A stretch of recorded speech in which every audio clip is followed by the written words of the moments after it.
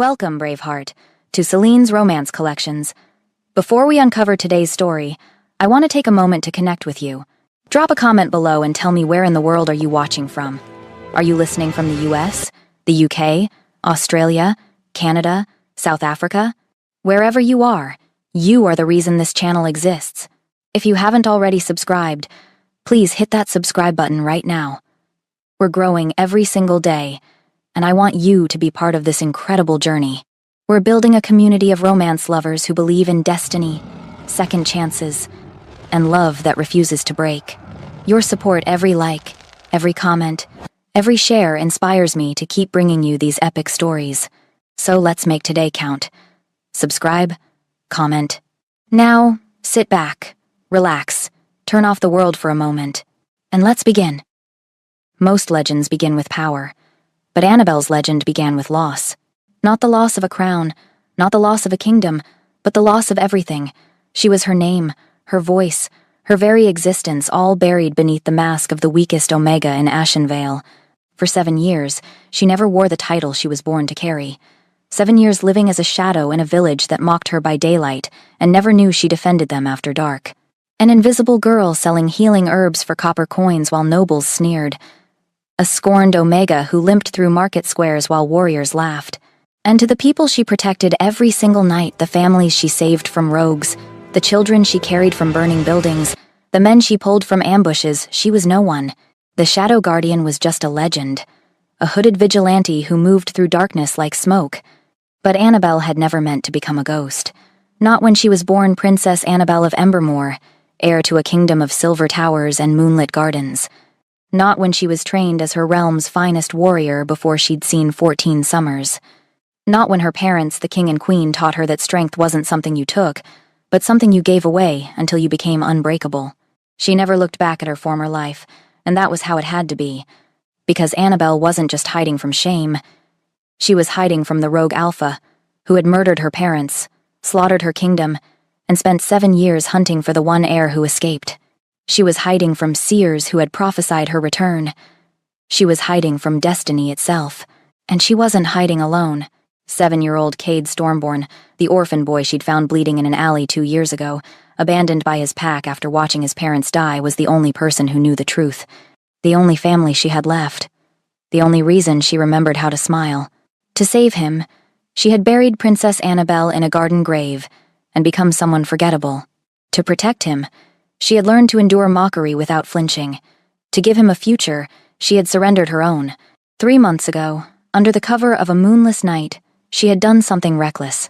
She infiltrated the capital city of Silvercrest Kingdom and saved Luna Queen Isolde from a wasting illness that no healer could name. Moving through shadows with her hands glowing silver white with forbidden healing magic, she administered a rare elixir and disappeared before the royal guards could see her face.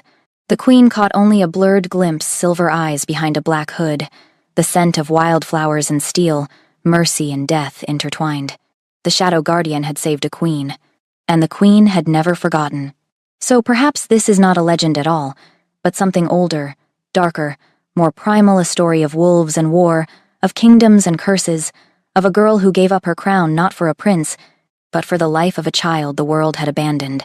A story of grandparents who died whispering sacred truths. Protect those who cannot protect themselves. Heal those who society abandons. Love fiercely, even when the world shows you cruelty. Or perhaps it is simply the tale of a woman who had hidden too long, sacrificed too much, and bled for people who would never know her name. Until tonight.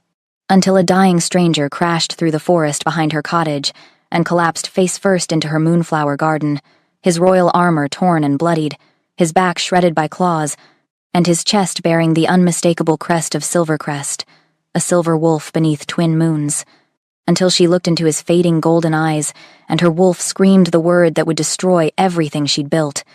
Mate. For how could a village Omega ever stand beside an Alpha King's son, especially when destiny itself has marked their meeting as the beginning of the realm's greatest war? How could she save him without revealing the princess hidden inside the shadow? Chapter 1. Blood and Moonflowers. Moonlight spilled like liquid silver across Annabelle's cottage garden, painting everything in shades of pearl and shadow. In its ethereal glow, The moonflower beds shimmered delicate white blooms that opened only under the full moon's gaze, their petals luminous as captured starlight. Annabelle moved silently between the carefully tended rows, her fingers gentle as she tied back climbing vines and checked the yarrow root harvest she'd dried on wooden racks. 7 years of midnight gardening had taught her patience, had taught her that the best healing herbs grew in darkness and were gathered in silence. She wore her night clothes, a simple gray dress that blended with shadows, her long dark hair braided and pinned beneath a dark scarf. Not the black hooded cloak of the Shadow Guardian. Not tonight. Tonight was meant for rest, for healing, for pretending that peace was possible. Inside the cottage, young Cade slept exhausted after helping her grind medicinal herbs all evening. His small form curled beneath wool blankets on the cot near the hearth, his breathing deep and even. Safe. Protected. Everything she had sacrificed for. Just a few more years, she thought, deadheading a spent bloom. Just until he's old enough to defend himself. Until he understands what he is. What he's meant to become. The breeze shifted, carrying the distant sound of something she'd been dreading for weeks, war drums from the southern territories. Faint, growing closer each night. Veyron Bloodfang was moving his army. Annabelle's fingers tightened around the garden shears. She'd known this day would come. Known that the rogue Alpha who had destroyed Embermore 7 years ago wouldn't stop until he'd conquered every kingdom in the realm. Silvercrest was next. And after Silvercrest fell, he would sweep through the smaller territories, places like Ashenvale, like a forest fire consuming dry grass. But that wasn't her war anymore. She'd fought her war at 14 and lost everything. Now she protected one small village, one small boy, and asked for nothing more than to be forgotten. A sound shattered the night's stillness. Not the war drums. Something closer, immediate, wrong, crashing through underbrush. The snap of breaking branches. Someone running with desperate dying speed through the forest behind her cottage. Annabelle dropped the shears and spun toward the sound, her hand automatically reaching for the dagger she kept strapped to her thigh even when tending gardens.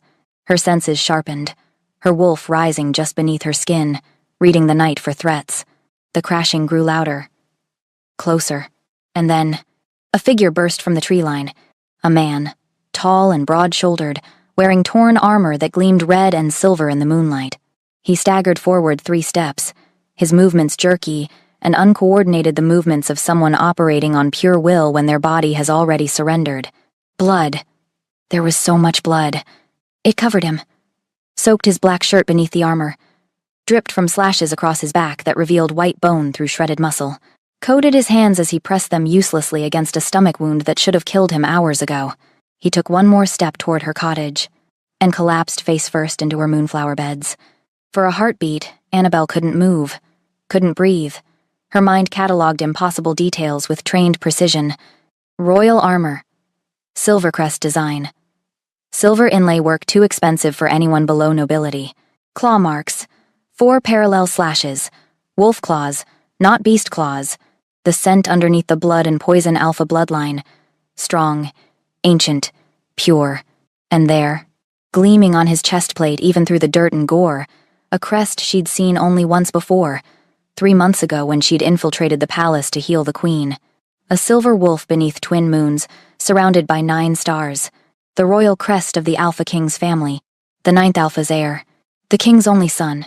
Annabelle's heart stopped, then started again, pounding so hard she could feel her pulse in her fingertips. No. Not here. Not now. Not him. But even as her mind screamed at her to run, to hide, to let him die and pretend she'd never seen anything, her healer's instincts were already moving her forward. Her wolf was already reaching toward him with recognition that made no sense, terrifying and exhilarating and impossible. She dropped to her knees beside him, hands already glowing with healing magic before she'd consciously decided to help. Wolfsbane poisoning, silver-laced blades, deliberately designed to kill an alpha. This wasn't random. This was assassination. Behind her, the cottage door creaked open. Small footsteps padded across the wooden porch. Annabelle? Cade's voice was rough with sleep, confused. Is that blood? She didn't turn around, couldn't take her eyes off the dying warrior in her garden. Get the yarrow root, the moon petal extract, and the silver cleansing tonic from the locked cabinet. Now, Cade. He has minutes. But he's... Cade's voice cracked with sudden understanding. Annabelle, that's royal armor. If someone finds him here... I know. Her hands pressed against the worst wounds, magic flowing silver, white from her palms. I know what this means. Just trust me. Please. She heard him hesitate, heard the fear in his silence, then heard him run back inside.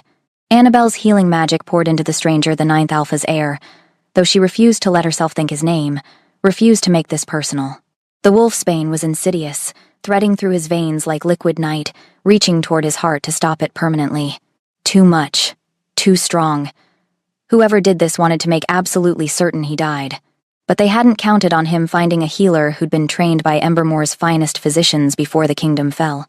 They hadn't counted on him collapsing in the garden of a woman who possessed healing magic so rare that the Luna Queen herself had recognized its signature. As Annabelle's power fought the poison, something else happened. The warrior's eyes fluttered open. Holt met Silver.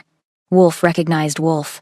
And the mate bond, the legendary, impossible, divine connection that the moon goddess forged between two souls before they were even born, snapped into place with the force of lightning striking the same tree twice. No. No, no, no. You. His voice was barely a whisper, rough as gravel, but his golden eyes focused on her face with startling intensity for someone who should already be dead.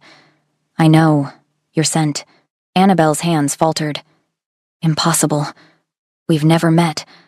I was careful at the palace. I moved through shadows. I was hidden. You're the one. His hand moved, slow as sleep, reaching up to touch her face with blood-slick fingers. Who saved? My mother. Oh, gods. Oh, no. He'd been there. That night in the royal gardens when she'd harvested wolfsbane for her vigilante work.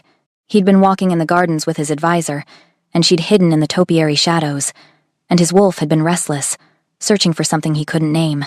He'd smelled her then, remembered her scent, and he'd just recognized her now. Annabelle! Cade ran back out with the supplies, his small hands shaking as he shoved bottles at her.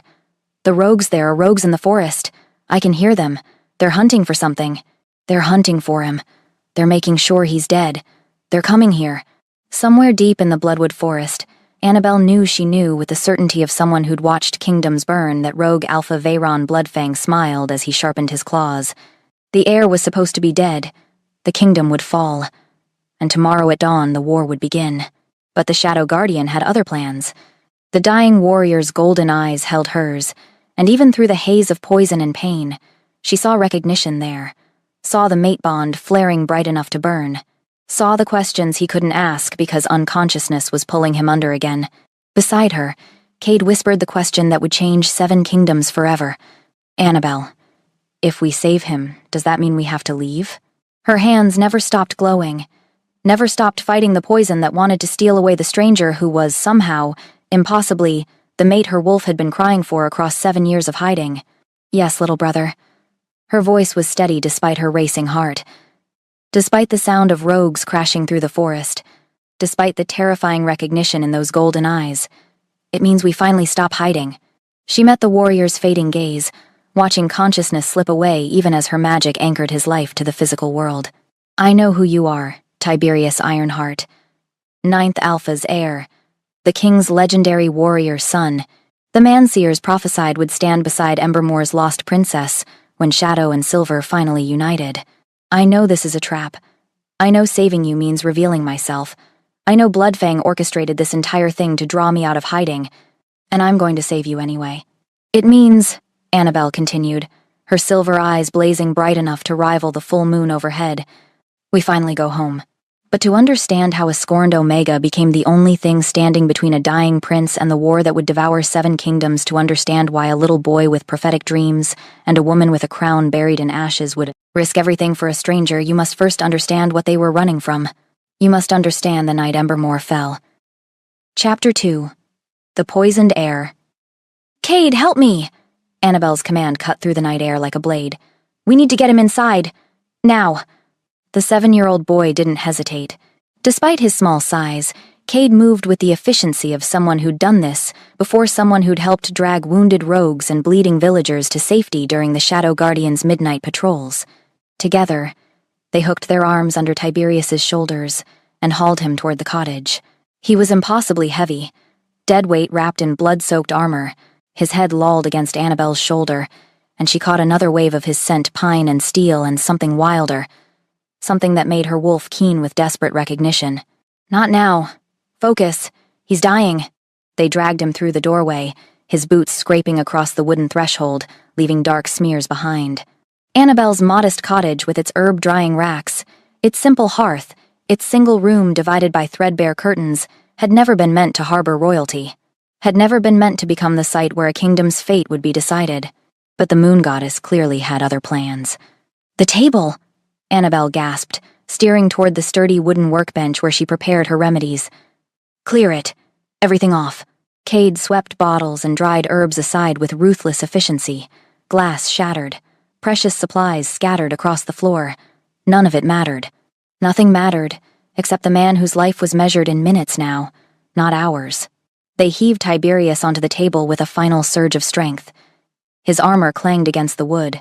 His head turned to the side, revealing the strong line of his jaw, the sharp angles of his face, features that would have been beautiful if they weren't gray with approaching death. Annabelle's hands were already glowing before she'd consciously summoned her power. Silver-white light emanated from her palms, bright enough to cast dancing shadows across the cottage walls. This was the forbidden healing magic her grandmother had taught her, the ancient technique that marked her as Embermore's royal bloodline, the gift that had saved a Luna queen 3 months ago and would now save the queen's son, if she was fast enough. "The wolfsbane is in his bloodstream." Annabelle's voice was steady despite her racing heart. Her hands pressed against the worst wound, the stomach injury that still leaked blood despite her earlier efforts in the garden. "If I don't purge it in the next 10 minutes, it will reach his heart and kill him." Cade moved to her side, small hands already reaching for supplies with practiced precision. "What do you need?" "The moon petal extract. 3 drops directly into the wound, then the silver cleansing tonic, half the vial, and bring me clean water and cloth. We need to expose the injuries properly." While Cade worked, Annabelle closed her eyes and let her healing magic sink deeper. This was the dangerous part, the part she'd been taught to use only in the most desperate circumstances. Because when you channeled this much power into another person, the connection didn't just flow one way. Their minds touched, and his memories flooded into hers.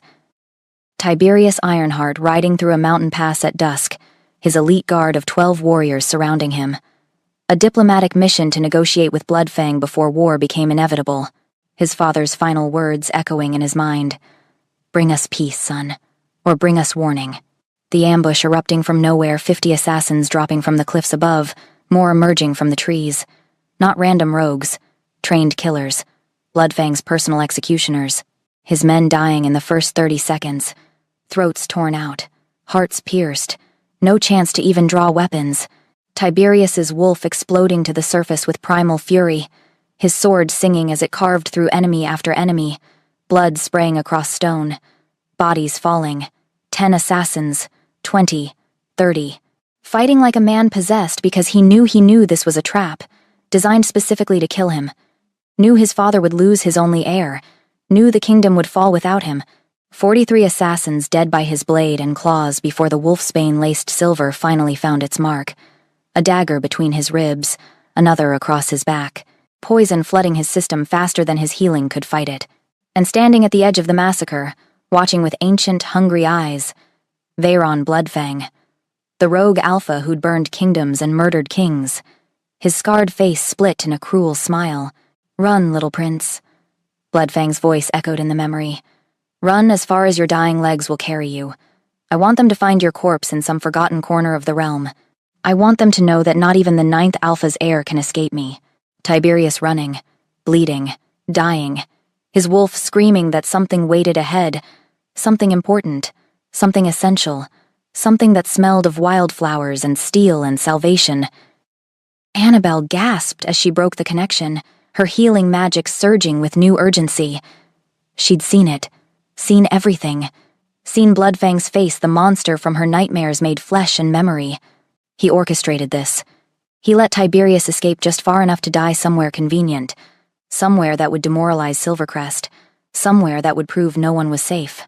But Bloodfang didn't count on me being here, didn't count on his dying prince finding the one person in the realm who could save him, unless he did. Unless this entire thing was designed to draw her out of hiding. The thought made her hands tremble, but she forced them steady. Conspiracy theories could wait. Right now, the Ninth Alpha's heir was dying on her kitchen table, and that was the only truth that mattered. Annabelle. Cade's voice was small, worried. Your hands are shaking. I'm fine. She wasn't fine. Every time her skin touched Tiberius's, every time her magic flowed into him, the mate bond pulsed between them like a living thing. Electric. Undeniable. Impossible to ignore. Her wolf howled with joy and recognition. Mate. Finally. Ours. Claim him. Mark him. He's ours. No. Annabelle crushed the instinct with vicious determination. I can't have a mate. Not while my grandparents' final mission remains unfinished. Not while Bloodfang still breathes. Not while Cade needs me to be focused. Clear-headed. Safe. A mate was a weakness. A liability. A way for enemies to destroy you by destroying the person you loved most. She'd watched it happen to her parents. Had watched her father make desperate, fatal choices because Bloodfang threatened her mother. Had watched love become the weapon that killed them both. I won't make the same mistake. I won't. I know you're sent. Annabelle's eyes snapped open. Tiberius's golden gaze had focused on her face with startling intensity for someone who should be unconscious. His hand moved, slow and weak, reaching up to touch her cheek with blood-slick fingers. How? She froze, her healing magic stuttering. You shouldn't be awake. The pain alone. You're the one. His voice was barely a whisper, rough as crushed stone, but there was certainty in it. Recognition. Who saved my mother? No. Oh gods, no. He remembered. That night in the gardens 3 months ago when she'd been harvesting wolfsbane. When he'd walked with his advisor and his wolf had been restless, searching. When she'd hidden in the topiary shadows and held her breath while he passed within 5 feet of her position. He'd scented her then, and he'd just recognized her now. Rest. Annabelle pressed him back down as gently as she could. You're delirious. The wolfsbane, not delirious. His golden eyes held hers with the intensity of someone fighting unconsciousness through sheer will. I've been searching for that scent. For 3 months. My wolf wouldn't let me forget. Then his eyes rolled back, and darkness claimed him again. Annabelle sat frozen, her hands still glowing against his chest, her mind racing. He's been looking for me. The Shadow Guardian. He knew someone saved his mother and he's been searching. Annabelle. Cade's voice cut through her spiraling thoughts. He stood at the window, his small face pale in the lamplight. Annabelle, there are soldiers, royal soldiers, in the village. They're searching houses. Her heart plummeted into her stomach. They're hunting for him. Bloodfang's assassins probably reported back that he made it this far. And now the Royal Guard is searching for their missing prince, going door to door. And when they got here, they would find the Ninth Alpha's heir on her table, would demand to know how a simple Omega healer saved someone from wolfsbane poisoning that should have been fatal, would test her magic, would recognize the signature of Embermore's royal bloodline. Everything she'd hidden for 7 years would be exposed. Her identity, her power, her connection to the fallen kingdom. And once Bloodfang learned that Princess Annabelle of Embermore still lived once he knew exactly where to find her, he would come himself, would finish what he started 7 years ago, would kill her and Cade, and anyone who'd help them. We can let them find him. Cade's voice was quiet, serious beyond his 7 years. Tell them he stumbled here. We didn't do anything wrong. If royal investigators come, they'll want to know how I healed him. Annabelle's hands trembled as she poured more healing magic into Tiberius's wounds, fighting desperately to stabilize him before the choice was taken from her. They'll test my magic, and when they realize what I can do... She didn't finish. They both knew what happened to powerful, unknown shifters who caught the attention of Alpha Kings and their councils. They were conscripted into royal service, studied like specimens, used as weapons until they broke. Or worse, if anyone recognized her magic signature as Embermore's lost princess, word would spread. Bloodfang would hear. And he would come for her himself, because killing the last heir of the kingdom he'd destroyed would be the final seal on his conquest. Cade moved to stand beside her, his small hand finding hers. You said your grandparents told you to protect those who can't protect themselves. He can't protect himself right now, so we protect him. Annabelle looked down at the boy, this orphan she'd saved, this child who'd become her brother, her family, her reason for surviving. Even if it means leaving everything behind? We've left everything behind before. Cade's brown eyes were steady, certain. We can do it again. Together. The heavy knock at the door made them both jump. Open up! The voice outside was commanding, used to being obeyed. Royal Guard of Silvercrest. We're searching for the Alpha King's son. Annabelle's gaze swept from Cade to Tiberius to the door. 3 heartbeats to make a choice that would determine the fate of kingdoms. She could hide. Could shove Tiberius under blankets and pretend to be a frightened Omega who'd seen nothing. Could let the guards search and find nothing and move on. Could preserve her anonymity for another day, another year, another lifetime of hiding. Or she could do what her grandparents had taught her. Could protect someone who couldn't protect himself. Could step into the light after 7 years of shadows and accept whatever consequences came. Her hands stopped glowing. The healing was complete enough. Tiberius would live through the next hour, at least. The rest would depend on what happened in the next 5 minutes. Annabelle stood. Her eyes flashed silver bright, not the dull gray of an Omega, but the molten silver of Embermore's royal bloodline. When she spoke, her voice carried command that made even Cade shiver with surprise. Then we give them what they're looking for. She grabbed her black cloak from its hook by the door, the Shadow Guardian's uniform that she'd worn for 7 years while protecting a village that scorned her. She threw it around her shoulders with practiced ease, the hood falling back to reveal her face. And she opened the door. 5 royal guards stood on her doorstep, weapons drawn, wearing the silver and red of Silvercrest's elite forces. They saw a small Omega woman in a tattered gray dress, a child behind her clutching a blood-stained cloth, a modest cottage that smelled of herbs and poverty. Nothing threatening, nothing remarkable, until Annabelle's scent hit them. Pack warrior training, battle magic, ancient bloodlines, power that shouldn't exist in a forgotten village, power that shouldn't exist in an Omega body, power that made their wolves whine and flatten their ears in instinctive submission. The head guard, a scarred veteran with commander's braids, took an involuntary step backward. His hand tightened on his sword hilt. His eyes widened as they swept over her, reassessing everything. You.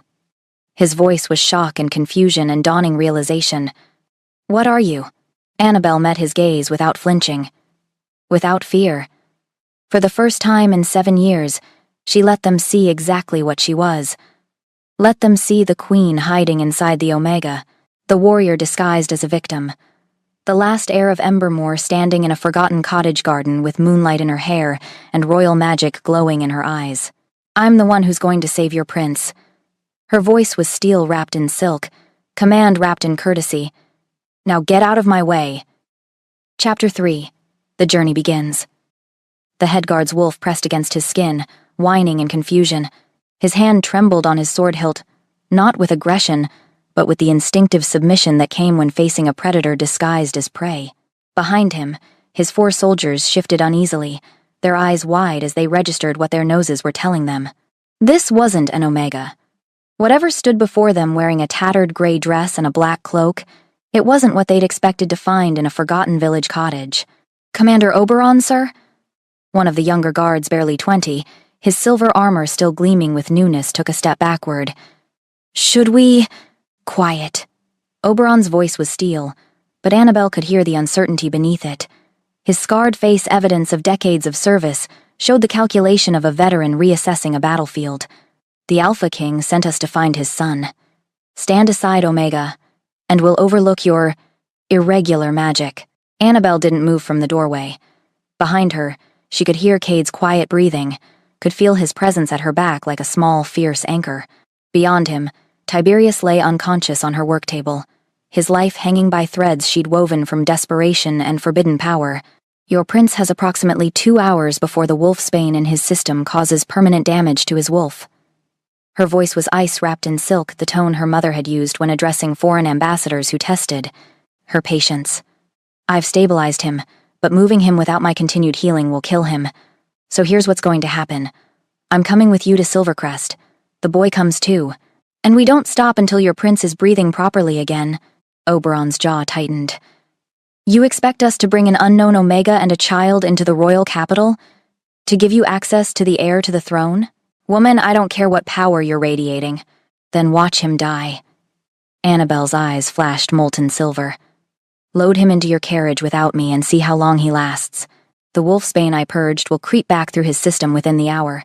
His wolf is fighting a war inside him that it's losing. Without my magic anchoring his life force, he'll be dead before you reach the city gates." She let the words hang in the night air, heavy as a death sentence. Let them see the truth in her eyes. Let them understand that she wasn't making threats. She was stating facts. Oberon's gaze swept past her into the cottage, taking in the scene with a warrior's trained assessment. The blood-soaked table, the shattered glass and scattered herbs, the unmistakable royal armor gleaming in lamplight, and Cade, standing perfectly still with a knife in his hand, not brandishing it, just holding it with the casual competence of someone who'd been trained to use it. A 7-year-old child with warrior's grip and steady eyes that had seen too much death. "Who are you people?" Oberon's question was quieter now, more dangerous. The question of a man who'd just realized he'd walked into something far more complicated than a simple rescue mission. People who don't want your prince to die. Annabelle held his gaze without flinching. "Are we leaving or not?" The standoff stretched for 5 heartbeats. 10. Then Oberon's shoulders dropped half an inch, not surrender, but pragmatic acceptance. "Get the prince. We leave immediately." He turned to his men. "Marcus, prepare the reinforced carriage. Darius, scout the road ahead. The rest of you, defensive formation. If assassins found him once, they'll try again." Relief flooded through Annabelle's chest, but she kept her expression neutral. "Cade, gather our things. Only what we can carry. 1 pack each." The boy moved immediately, his small hands efficient as he shoved clothing, dried herbs, and a few precious possessions into leather satchels. Annabelle helped the guards lift Tiberius from the table, still unconscious, his breathing shallow but steady. As they carried him toward the reinforced carriage waiting in the road, she took one last look at the cottage that had been her home for 7 years. The garden where she'd grown moonflowers and yarrow root, the hearth where Cade had learned to cook simple meals, the window where she'd stood countless nights, watching for threats, protecting people who would never know her name. She was leaving it all behind. Again. "We've left everything behind before," Cade had said. "We can do it again." The boy was wiser than his 7 years should allow. The carriage was built for protection, not comfort-reinforced walls, narrow windows, seats designed to hold wounded soldiers during transport. They settled Tiberius across one bench, his head pillowed on folded blankets. Annabelle sat beside him, one hand pressed against his chest where the worst wounds still knitted together beneath her magic. Cade took the opposite bench, his pack clutched in his lap, his brown eyes watching the guards through the window with wary calculation. "Move out!" Oberon's command echoed through the night. "Fast pace! We don't stop until we reach the capital." The carriage lurched forward. Annabelle braced herself against the movement, never breaking contact with Tiberius. Her healing magic flowed continuously now, a river of silver-white power that kept the wolfsbane at bay, kept his heart beating, kept his wolf from giving up the fight. As they traveled through darkened forests and moonlit fields, Tiberius drifted in and out of consciousness. Each time his eyes fluttered open, he spoke fragments that made Annabelle's heart pound in her chest. "Wildflowers and steel. I know that scent." His golden eyes found her face in the dim carriage interior. Not fully aware, but not entirely lost to delirium either. Somewhere in between, where truth leaked out without filters. My mother said. Shadow Guardian. Saved her life. Annabelle kept her expression carefully neutral, but inside, panic clawed at her ribs. How much does he know? How much has he pieced together? "Mate, you're my..." His voice trailed off as unconsciousness claimed him again. But the word hung in the air between them like a confession, like a prayer, like a curse that couldn't be taken back. Across from them, Cade leaned forward. His whisper was barely audible over the carriage wheels on packed earth. "He keeps saying mate. Does that mean what I think it means?" Annabelle kept her eyes fixed on Tiberius's face, on the rise and fall of his chest, on anything except Cade's too observant gaze. "It means the wolfsbane is making him delirious. Your hands are shaking." Cade's voice was gentle but relentless. "And you smell different. Happier. Scared. Damn his observant little nose. Damn the fact that she'd raised him to be perceptive, to notice the details that kept them alive, to read her moods like a book written in a language only they shared. "Cade. It's okay." He shifted to sit beside her, his small hand finding hers where it rested on her knee. "If he's your mate, that's okay. I know you've been alone a long time. I know you miss having family besides me. The words hit her like arrows, each one finding its mark with devastating accuracy. Because he was right. She had been alone for 7 years, had survived on nothing but the memory of her grandparents' love and the fierce protectiveness she felt for Cade, had convinced herself that it was enough, would always be enough, because wanting more was dangerous. Mates were weaknesses, liabilities, ways for enemies to destroy you. But her wolf didn't care about strategy or safety or the lessons she'd learned watching her parents die. Her wolf only knew that after 27 years of searching, she'd finally found the soul that matched hers. Before Annabelle could respond, Oberon's shout cut through the night. "Rogue shifters ahead! At least 20! They're blocking the road!" Annabelle jerked upright, peering through the narrow carriage window. In the moonlight, she could see them dark shapes arranged in precise formation across the forest path. Not the random ambush of desperate criminals, not the chaotic attack of mindless beasts. This was military precision, trained assassins, the same formation she'd seen in Tiberius's memories during the first ambush. Bloodfang's executioners, here to finish what they'd started. Stay with him. Annabelle's command to Cade was sharp and clear. Keep pressure on the chest wound. Don't let him move. Understand? What are you going to do? Fear crept into the boy's voice. Not for himself, but for her. Annabelle pulled her black hood over her head, securing it with practiced efficiency. The Shadow Guardian's uniform, worn for 7 years of midnight vigilante work, designed to move like smoke and strike like lightning. She opened the carriage door while it was still moving. What I do every night. And she leaped into darkness. The royal guards would tell stories about what happened next, would describe it in taverns and training yards for years to come, would swear on their honor that they'd witnessed the impossible. The small Omega woman transformed into liquid death. She moved through the rogues like smoke given edges there one moment, gone the next, her blade singing a song of silver and blood in the moonlight. One rogue fell with his throat opened, another with her dagger through his eye socket, a third screaming as she severed the tendons behind his knees and left him crippled. 5 rogues. 10. 15. The royal guards barely had time to draw weapons before the threat was neutralized. Before the Shadow Guardian moved through Bloodfang's trained assassins like they were nothing more than wheat before a scythe. The survivors, those smart enough to recognize when they faced something beyond their skill, fled into the forest. Annabelle stood in the center of the carnage, her blade dripping red in the moonlight, her chest barely rising with exertion. This was what she'd been before Embermore fell. Before she'd hidden herself in an Omega's skin. Before she'd learned to flinch and limp and keep her eyes down. This was the warrior princess her parents had raised. The weapon her kingdom had forged. And for the first time in 7 years, she'd let someone see it. "You're—" Oberon's voice was stunned disbelief as he rode closer, his horse dancing nervously around the bodies. "You're the Shadow Guardian, the vigilante from Ashenvale." Annabelle cleaned her blade on a dead rogue's shirt with casual efficiency.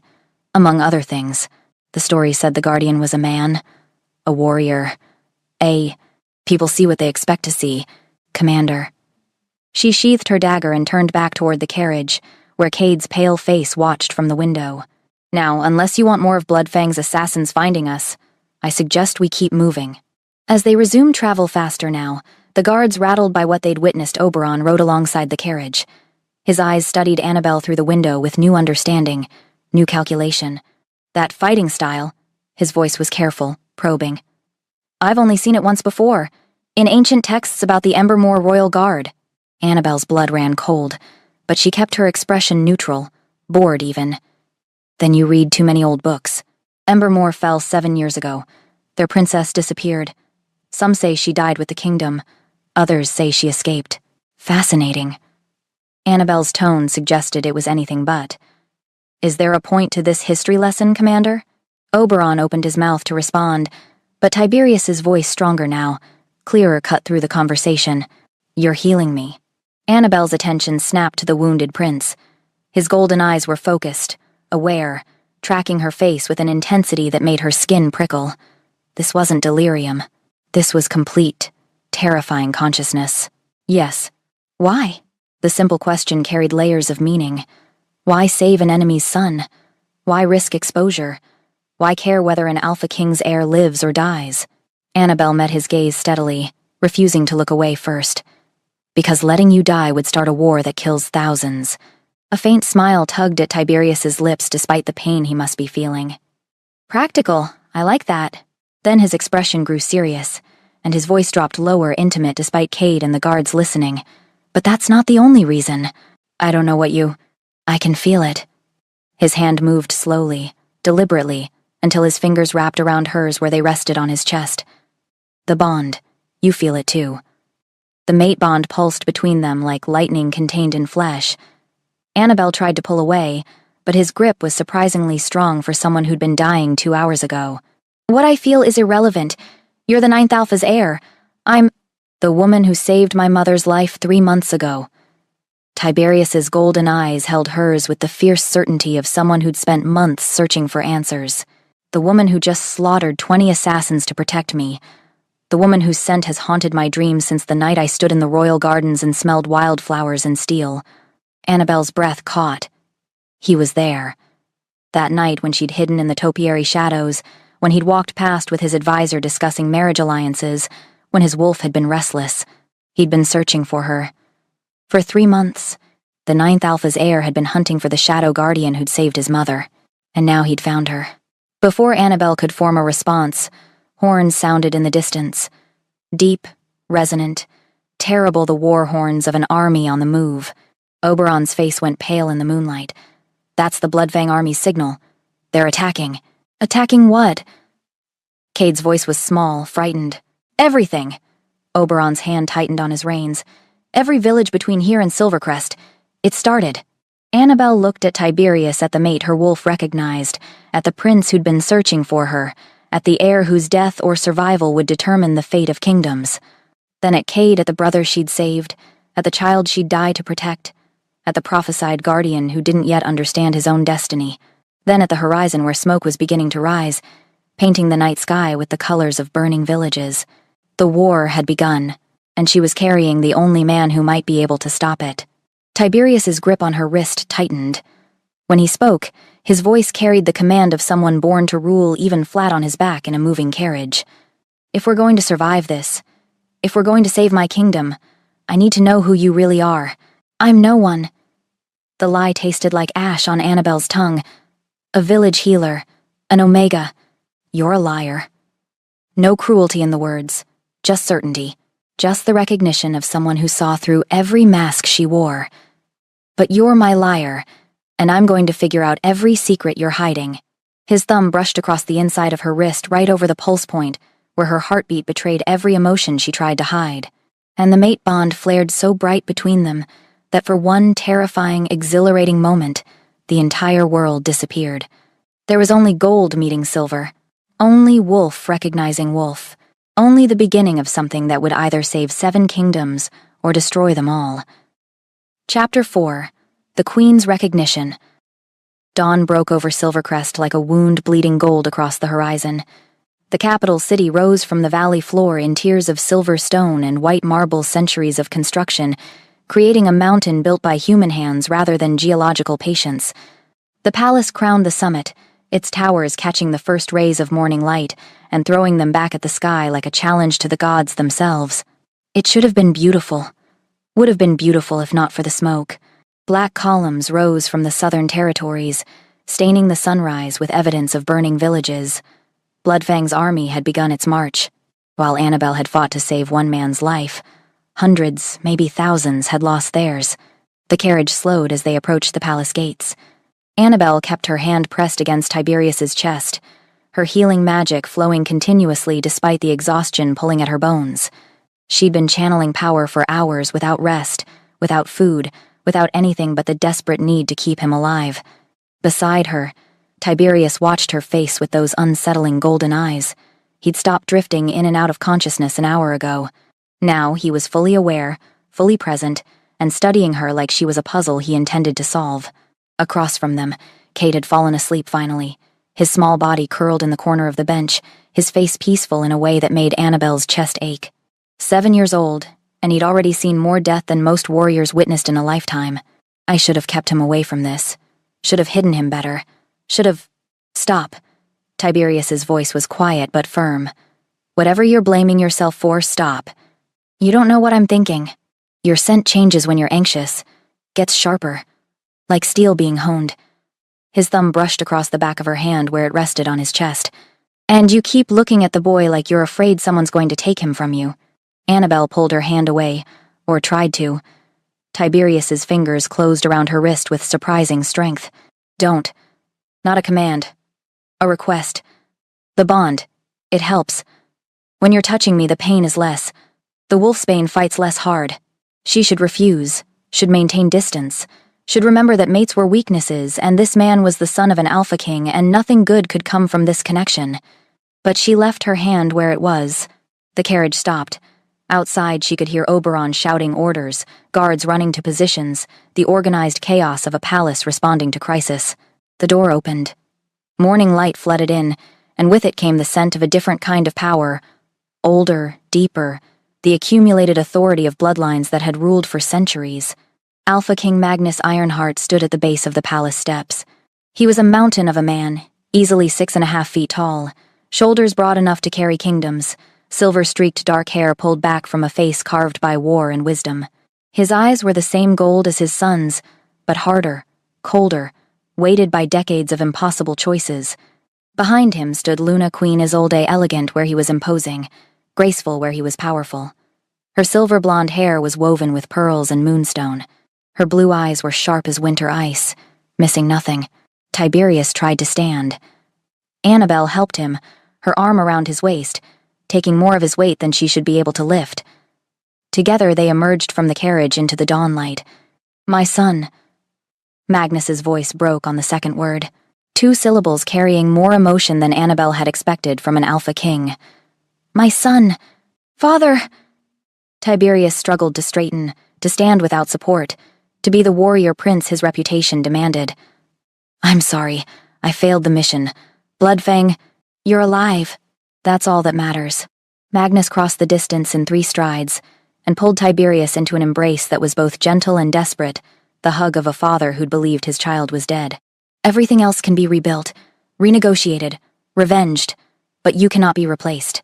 Over Tiberius's shoulder, Magnus's golden gaze found Annabelle, assessed her in a single sweep that saw too much, understood too much. "And I'm told we have you to thank for that, Omega."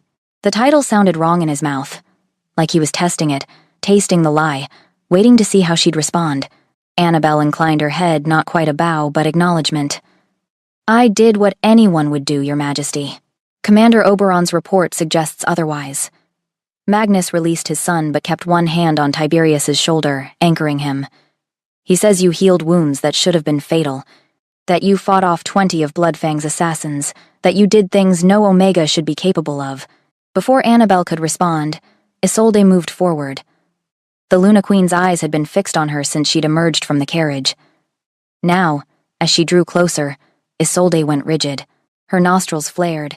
Her hand flew to her chest as if struck by an invisible blade. "It's you." The whispered words carried across the palace courtyard with the weight of revelation. Everyone turned to look at the Queen Magnus, the guards, the council members who'd assembled to greet their returning prince. "Isolde." Magnus's voice held concern and confusion in equal measure. "What? Wildflowers and steel. Mercy and death." Tears formed in Isolde's eyes as she stepped closer to Annabelle, close enough to touch, close enough to confirm what her senses were screaming. "I could never forget." She turned to address the assembled crowd, her voice ringing with certainty. "This is the Shadow Guardian who saved my life." The courtyard erupted in whispers. Heads turned, eyes widened. The legendary Shadow Guardian, the vigilante who'd been hunted for months, whose identity had remained a mystery, whose very existence some doubted revealed as a small woman in a tattered gray dress.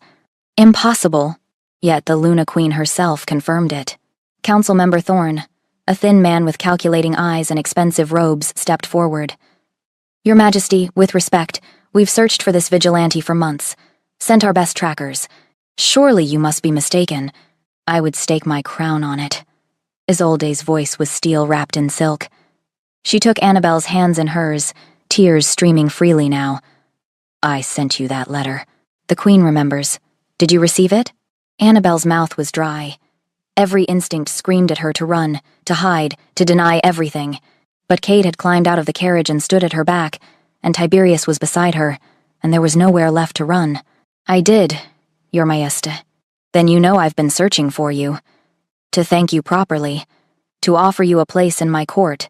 Magnus's hand fell from Tiberius's shoulder as he processed this information. If this woman truly has such healing gifts and combat skill, we need her now more than ever. Bloodfang's army. I know about Bloodfang's army. Annabelle's voice hardened despite her best efforts to remain neutral. I've known about it for 7 years. The way she said, 7 years, made several people exchange glances. 7 years ago was when a gasp cut through the whispers. From the edge of the crowd, an ancient woman moved forward with a gnarled walking stick. Courtier Alara, blind eyes milky white, her face creased with a century of visions, her presence carrying the weight of prophecy itself. Silver eyes. The old woman's voice trembled with awe and recognition. The prophecy. The lost heir returns when shadow and silver unite. Annabelle's heart dropped into her stomach. No. No, not this. Not now. Magnus turned to the seer, his expression sharpening. What are you talking about, Alara? The old woman moved closer, her blind eyes somehow focusing directly on Annabelle's face. 7 years ago, the night Embermore fell, I saw a vision. The lost princess would return when the realm faced its darkest hour. She would walk beside the ninth Alpha's heir, his fated mate. Together they would. I'm not a princess. Annabelle cut her off sharply, desperately. I'm an Omega herbalist from Ashenvale. Alara smiled, the knowing smile of someone who saw through every lie, every mask, every desperate attempt at deception. Then why do you carry the scent of Embermore's royal gardens? Why does your magic signature match the lost princess's exactly? Before Annabelle could form a response, Cade stepped in front of her, small but fierce, his brown eyes blazing with protective fury. Leave her alone. She saved your prince. She doesn't have to be anything else. Isolde's expression softened as she looked at the boy. And who is this brave young warrior? Annabelle's hand found Cade's shoulder, pulling him back against her side. My brother. Where I go, he goes. Magnus opened his mouth to speak, but a commotion at the palace gates cut him off. A rider on a lathered horse burst through, his armor dented and bloodied, his face pale with exhaustion and terror. Your Majesty. The messenger half fell from his saddle, staggering toward Magnus. Bloodfang's forces have taken the southern watchtower. They're moving toward the capital. We have maybe 2 days before... He collapsed mid-sentence, revealing arrow wounds in his back that he'd been hiding. The shafts protruded between his shoulder blades, a death sentence delivered on a timer. Healers rushed forward, but everyone knew it was too late. The messenger had used his last strength to deliver the warning. Magnus's face hardened into the mask of a warrior king. All senior warriors to the war room. Now. His golden eyes fixed on Annabelle. You too, Shadow Guardian. If you know about Bloodfang, we need that intelligence. Annabelle hesitated. Every instinct screamed at her to refuse, to take Cade and disappear before anyone could question them further, before the seer's prophecy could take root in people's minds. Your Majesty, I can't. Bother. Tiberius's voice cut through her protest. He was leaning heavily on the guards supporting him, but his golden eyes were clear and commanding. She saved my life. Give her whatever she asks. Magnus studied his son for a long moment, then nodded. Name it. Annabelle looked at Cade, at his small, fierce face, at the trust in his eyes, at the brother she'd die to protect. Then back at the Alpha King. Protection for my brother, complete immunity from interrogation about our past, and when this is over, we walk away freely. No questions asked. Magnus studied her with the intensity of someone reading a battlefield. You ask for secrecy like a woman with secrets worth dying for. I ask for secrecy like a woman who's survived 7 years by keeping them. The Alpha King's gaze held hers for 5 heartbeats.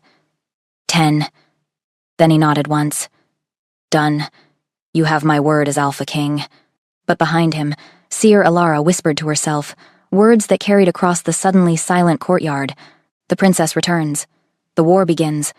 The smallest savior will change everything. Her blind eyes focused with unnerving precision on Cade, who shivered under her gaze like a rabbit sensing a wolf. As they moved toward the war room, Magnus leading, Tiberius supported by guards, council members following in a worried cluster, Isolde caught Annabelle's arm and pulled her aside into a small alcove. I know who you are. The Luna Queen's voice was quiet, pitched for Annabelle's ears alone.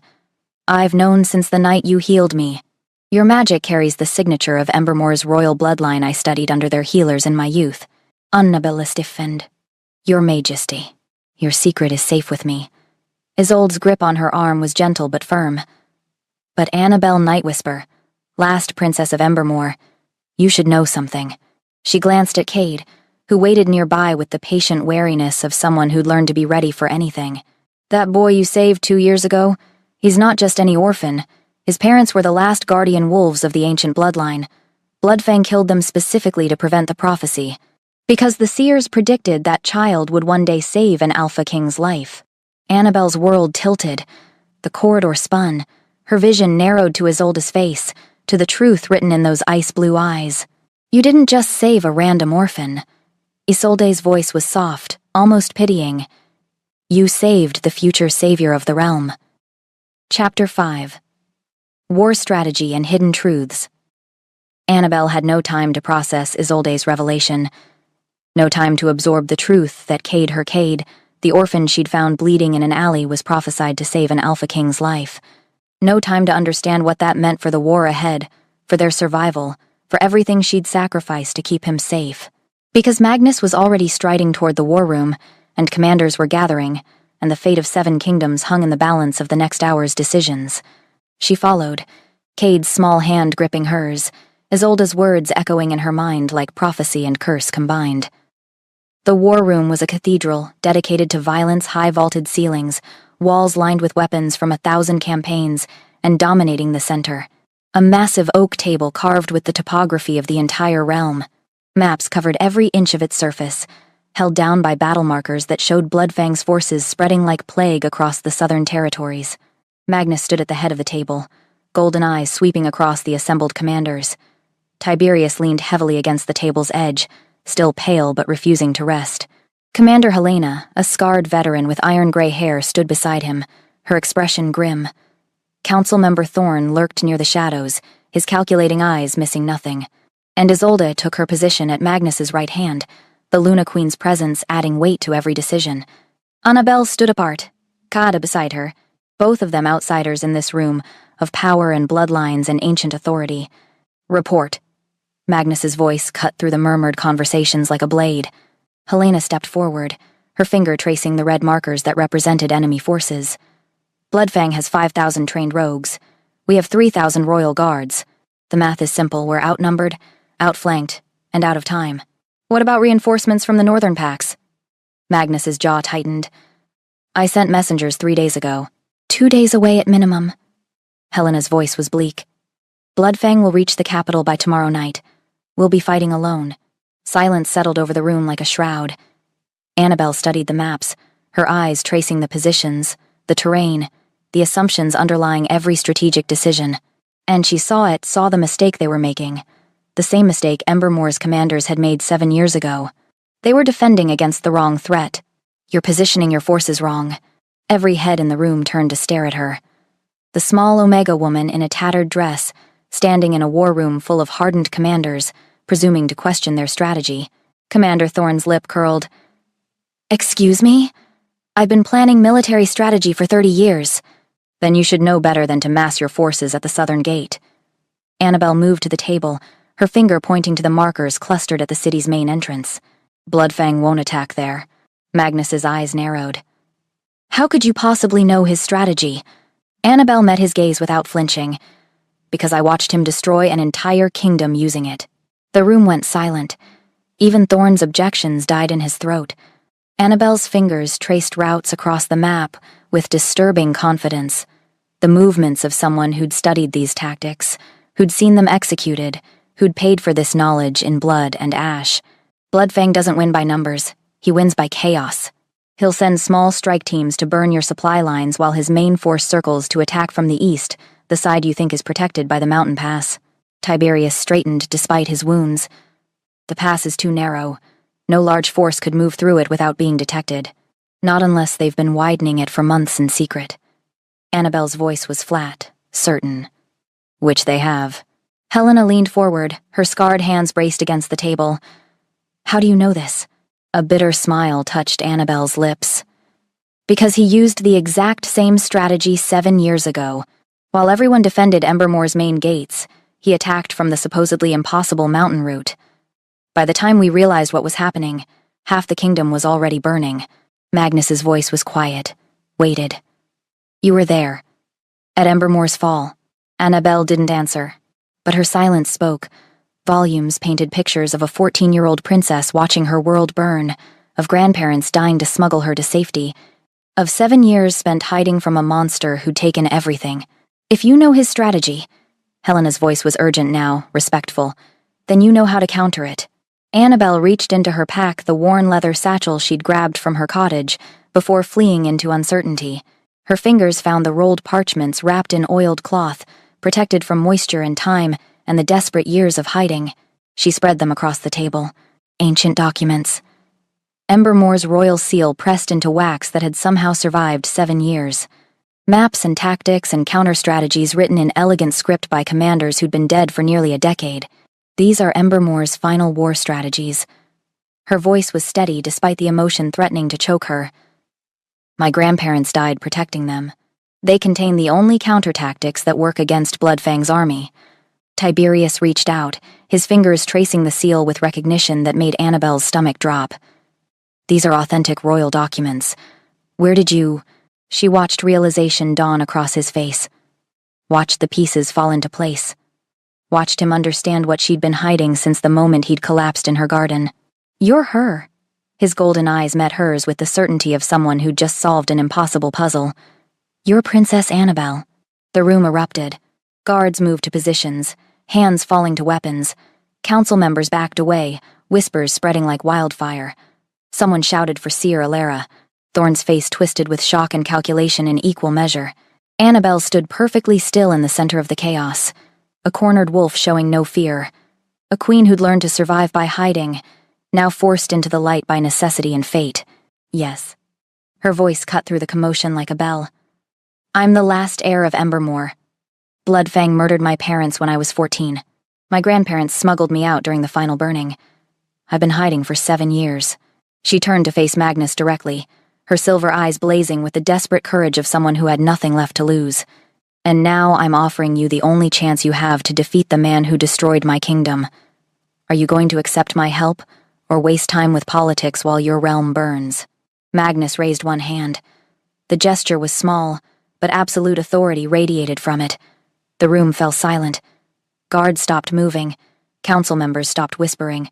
Every eye focused on the Alpha King, Princess Annabelle of Embermore.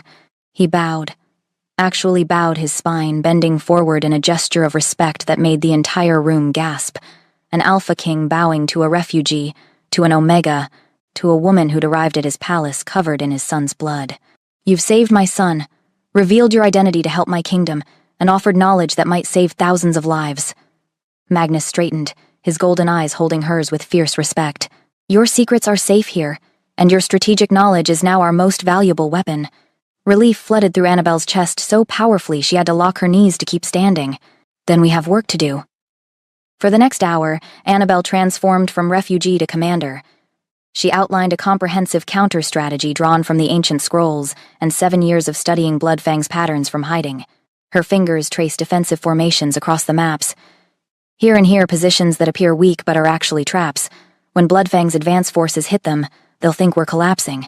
They'll push forward, and we'll have hidden archers in the buildings on either side. Helena's eyes lit with understanding. A killing box. Exactly. Annabelle moved to the eastern section of the map. And here the mountain pass. We position our strongest forces here, not at the southern gate. When Bloodfang's main army comes through, we'll be waiting. Specialized teams to sabotage their supply lines before they can burn ours, Magnus added, following her logic. Hit them while they're spread thin. And psychological warfare. Annabelle's smile was sharp as broken glass. Bloodfang's rogues follow him because they believe he's invincible. We need to break that illusion. Show them he can bleed. Despite his injuries, Tiberius leaned forward, his hands braced on the table beside hers. I know that terrain better than anyone. Let me lead the eastern defense. You can barely stand, Annabelle protested. If Annabelle is right, I'm right. Tiberius's slight smile transformed his face from wounded warrior to something warmer. Then I'll be waiting for Bloodfang when he arrives. As they worked side by side, their hands brushed.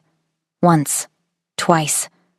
The mate bond pulsed between them like lightning contained in flesh, impossible to ignore, impossible to deny. Others in the room noticed. The way they unconsciously leaned toward each other. The way they finished each other's strategic sentences.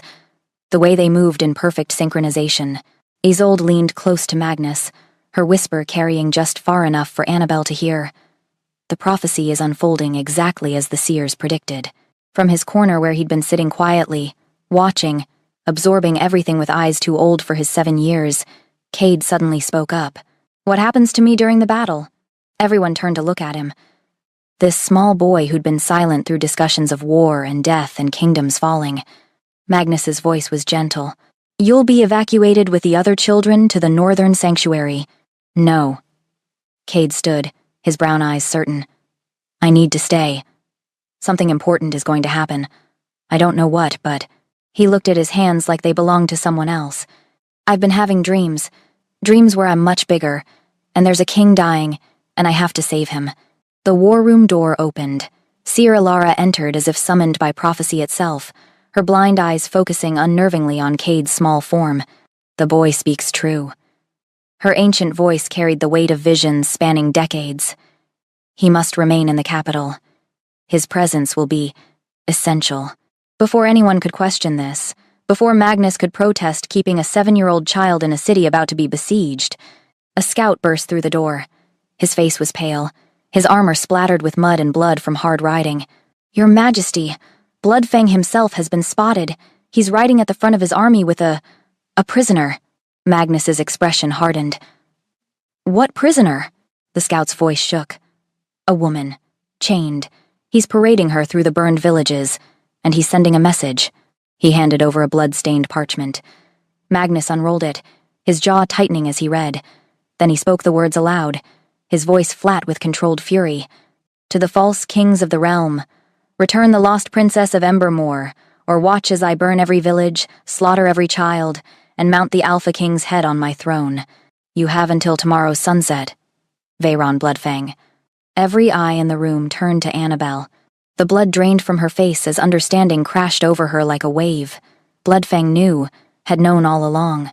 The ambush on Tiberius hadn't been about killing the 9th Alpha's heir, it had been about flushing her out of hiding. He'd let Tiberius escape just far enough to reach her, had counted on her being unable to let him die, had predicted she would save him, reveal herself, and walk straight into Silvercrest. Every choice she'd made had been part of his plan. "He's been hunting me from the moment I saved Tiberius." Her voice was hollow. "This entire thing, it was all a trap, to draw me out, to force me into the open." Tiberius's hand found hers. "Then we give him what he wants." "What?" "We give him you." His golden eyes blazed with fierce determination.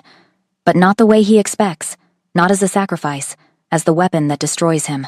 Annabelle looked around the room at Magnus, at Isolde, at Helena and the commanders, at Cade whose prophetic dreams promised something impossible, at Tiberius whose mate bond pulsed between them like a heartbeat. 7 years she'd spent hiding. 7 years running from the monster who'd destroyed her kingdom. Tomorrow she would face him, and one way or another, it would end. Chapter 6. The Assassin's Infiltration. The palace transformed into a fortress within minutes. Guards tripled at every entrance, their silver armor gleaming in torchlight as they took defensive positions. Archers lined the walls. Barriers were erected across strategic corridors. The Alpha King's palace, normally a place of courtly elegance and political maneuvering, became what it was always meant to be, a castle prepared for siege. Annabelle was escorted to the guest wing by 6 armed guards. Not roughly, but firmly. Whether for her protection or to prevent her escape, she couldn't tell. The room they gave her was luxurious silk curtains in deep burgundy, a 4-poster bed carved from dark wood, windows that overlooked the city below.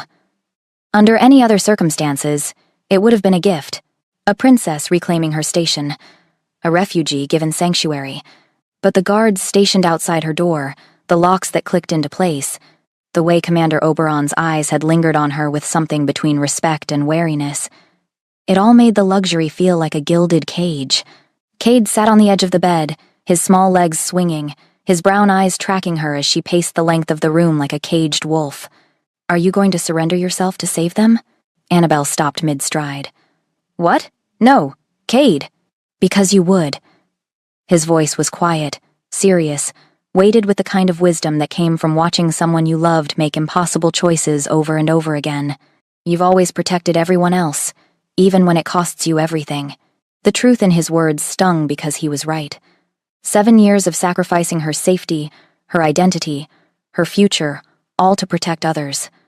First, her grandparents' legacy, then Cade himself, then the villagers of Ashenvale who'd mocked her by day while she bled for them at night. And now an entire kingdom that she barely knew, led by a king she'd just met, because the alternative was letting Bloodfang win. I'm not going to surrender. Annabelle crossed to the bed and sat beside him, pulling him against her side.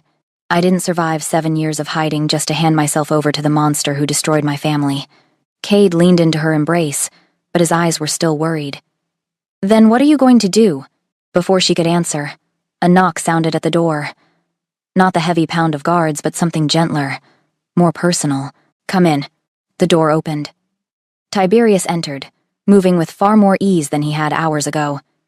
Her healing magic had worked. His color was better, his breathing steady, the death pallor gone from his skin. He'd changed into clean clothes, black trousers and a dark blue shirt that brought out the gold in his eyes. He looked like what he was, a prince, an heir, someone born to command kingdoms. And he was looking at her like she was the only person in the world who mattered. We need to talk. Annabelle stood, her hand falling automatically to where her dagger should be, but the guards had confiscated her weapons when they'd brought her here. About? About the fact that you're planning to sacrifice yourself to Bloodfang. I'm not. Don't lie to me. Tiberius crossed the room in 3 strides, closing the distance between them with predatory grace. I can feel your thoughts through the mate bond. Every strategy you're running includes you as bait. Annabelle's heart hammered against her ribs. The bond isn't complete. You're imagining. Stop running from this. From us. His voice dropped lower, more intimate, more dangerous. You've been running since the moment I collapsed in your garden. Since the moment you touched me and felt what I am to you. There is no us. The words felt like lies even as she spoke them. You're a prince. I'm a refugee. Once this war is over, I'm claiming you as my mate before the entire realm. Tiberius's hand cupped her face, his thumb brushing across her cheekbone with devastating gentleness. And I don't care if you're a princess or an Omega or the moon goddess herself. You're mine. The raw possession in his voice made her wolf purr with satisfaction, made every instinct scream at her to lean into his touch, to accept the bond, to stop fighting what the universe had decided 7 years before either of them understood what it meant. But accepting meant vulnerability, meant giving Bloodfang another weapon to use against her, meant loving someone in a world where everyone she loved died screaming, Tiberius. Someone's coming. Cade's voice cut through the tension like a blade. He'd moved to the window, his small body tense, his nose pressed against the glass. Someone. Wrong. Annabelle's training kicked in instantly. She moved to Cade's side, her eyes scanning the courtyard below. A servant approached the guest wing gray uniform, head down, carrying a tray of food. Nothing unusual, except the servant's movements were too calculated, too smooth. The walk of someone who'd trained for combat, not someone who'd spent years carrying trays and folding linens. Assassin. Annabelle's voice was flat, certain. She turned to Tiberius. Do you have a weapon? He pulled a dagger from his boot. Always armed. Always prepared. He handed it to her hilt first, then drew a second blade for himself. Cade, get behind the bed. Stay low. Don't come out until we say. The boy moved immediately, his trust in them absolute, despite the fear in his eyes. The door burst open. The servant dropped all pretense. She was fast, faster than most wolves Annabelle had faced. Her blade sang as it left its sheath, aimed directly at Annabelle's throat in a strike designed to kill instantly. But Annabelle had been fighting assassins since she was 14, had been trained by Embermore's finest warriors before the kingdom fell. She ducked under the strike, her borrowed dagger scoring a line across the assassin's ribs. The woman hissed but didn't slow. She spun, her blade weaving patterns in the air, trying to drive Annabelle back, to separate her from Tiberius, to isolate and execute. But the mate bond had other ideas. Tiberius moved in perfect synchronization with Annabelle. When she ducked left, he struck right. When she feinted high, he swept low. They'd never trained together, never fought side by side, but the bond made them move like dancers who'd rehearsed for years. The assassin realized her mistake too late. Annabelle's blade found her kidney. Tiberius's found her heart. They struck simultaneously, their movements so perfectly timed that both blades pierced flesh in the same heartbeat. The assassin fell, blood pooling beneath her body, her eyes already glazing with approaching death. But she was laughing. Too late. Her voice was wet, bubbling. Already inside, going for the king. Bloodfang sends his regards. Annabelle's blood turned to ice. It's a diversion. She was sent to distract us while... Father. Tiberius was already moving, already sprinting toward the door. They ran. Through corridors lined with tapestries and torches, past startled guards who shouted questions they didn't stop to answer. Downstairs carved from white marble that their boots struck like war drums. Too slow. They were too slow. They burst through the throne room doors to find Nightmare made manifest. Magnus Ironheart stood in the center of his throne room, surrounded by 5 of Bloodfang's elite assassins. His royal guards lay dead or dying around him, poisoned, from the foam at their mouths and the convulsions that racked their bodies. Commander Helena fought desperately near the dais, her sword red with enemy blood, but 3 assassins had her pinned. And Magnus himself, the Alpha King, the mountain of a man who'd ruled for decades, bore multiple wounds. Claw marks across his chest, a dagger wound in his shoulder. Blood streaming from a cut above his eye that painted half his face crimson. But he was still fighting, still standing, still the warrior king who'd forged a realm through strength and will. "Father!" Tiberius's roar echoed off the vaulted ceiling. They crashed into the battle like a storm given flesh. Annabelle took the first assassin with brutal efficiency, her blade, finding the soft spot beneath his jaw, driving up into his brain. The second lunged at her. She caught his wrist, twisted until bones snapped, and opened his throat with a backhand strike. Tiberius fought like his namesake, the ancient emperors who'd conquered continents. His blade sang through the air, each strike precise, each movement economical. He gutted the third assassin with a strike so fast, the man didn't realize he was dead until his intestines hit the floor. 2 more emerged from the shadows behind Magnus's throne. And then, the throne room doors exploded inward. Not opened, not pushed. Exploded wood and iron torn from hinges by force that shouldn't exist. A roar shook the very stones of the palace, deeper than thunder, older than mountains. The sound of something ancient and terrible waking after centuries of sleep. Everyone froze. Assassins. Warriors. Kings and princesses. All of them turned to look at the shattered doorway, where Cade stood, except he wasn't standing. He was transforming. His 7-year-old body erupted with golden light, so bright it burned to look at directly. Bones cracked and reshaped with sounds like tree branches snapping. His skin rippled as silver-white fur sprouted across every inch, his spine elongated, his limbs thickened. Within seconds, he was no longer a child. He was a war wolf, 30 feet tall, his massive head nearly brushing the vaulted ceiling. Fangs like greatswords, each one long as a man's arm. Eyes blazing molten gold, not Cade's soft brown anymore, but something older, fiercer, divine. Ancient power radiated from him in waves that made every wolf in the room whine in submission.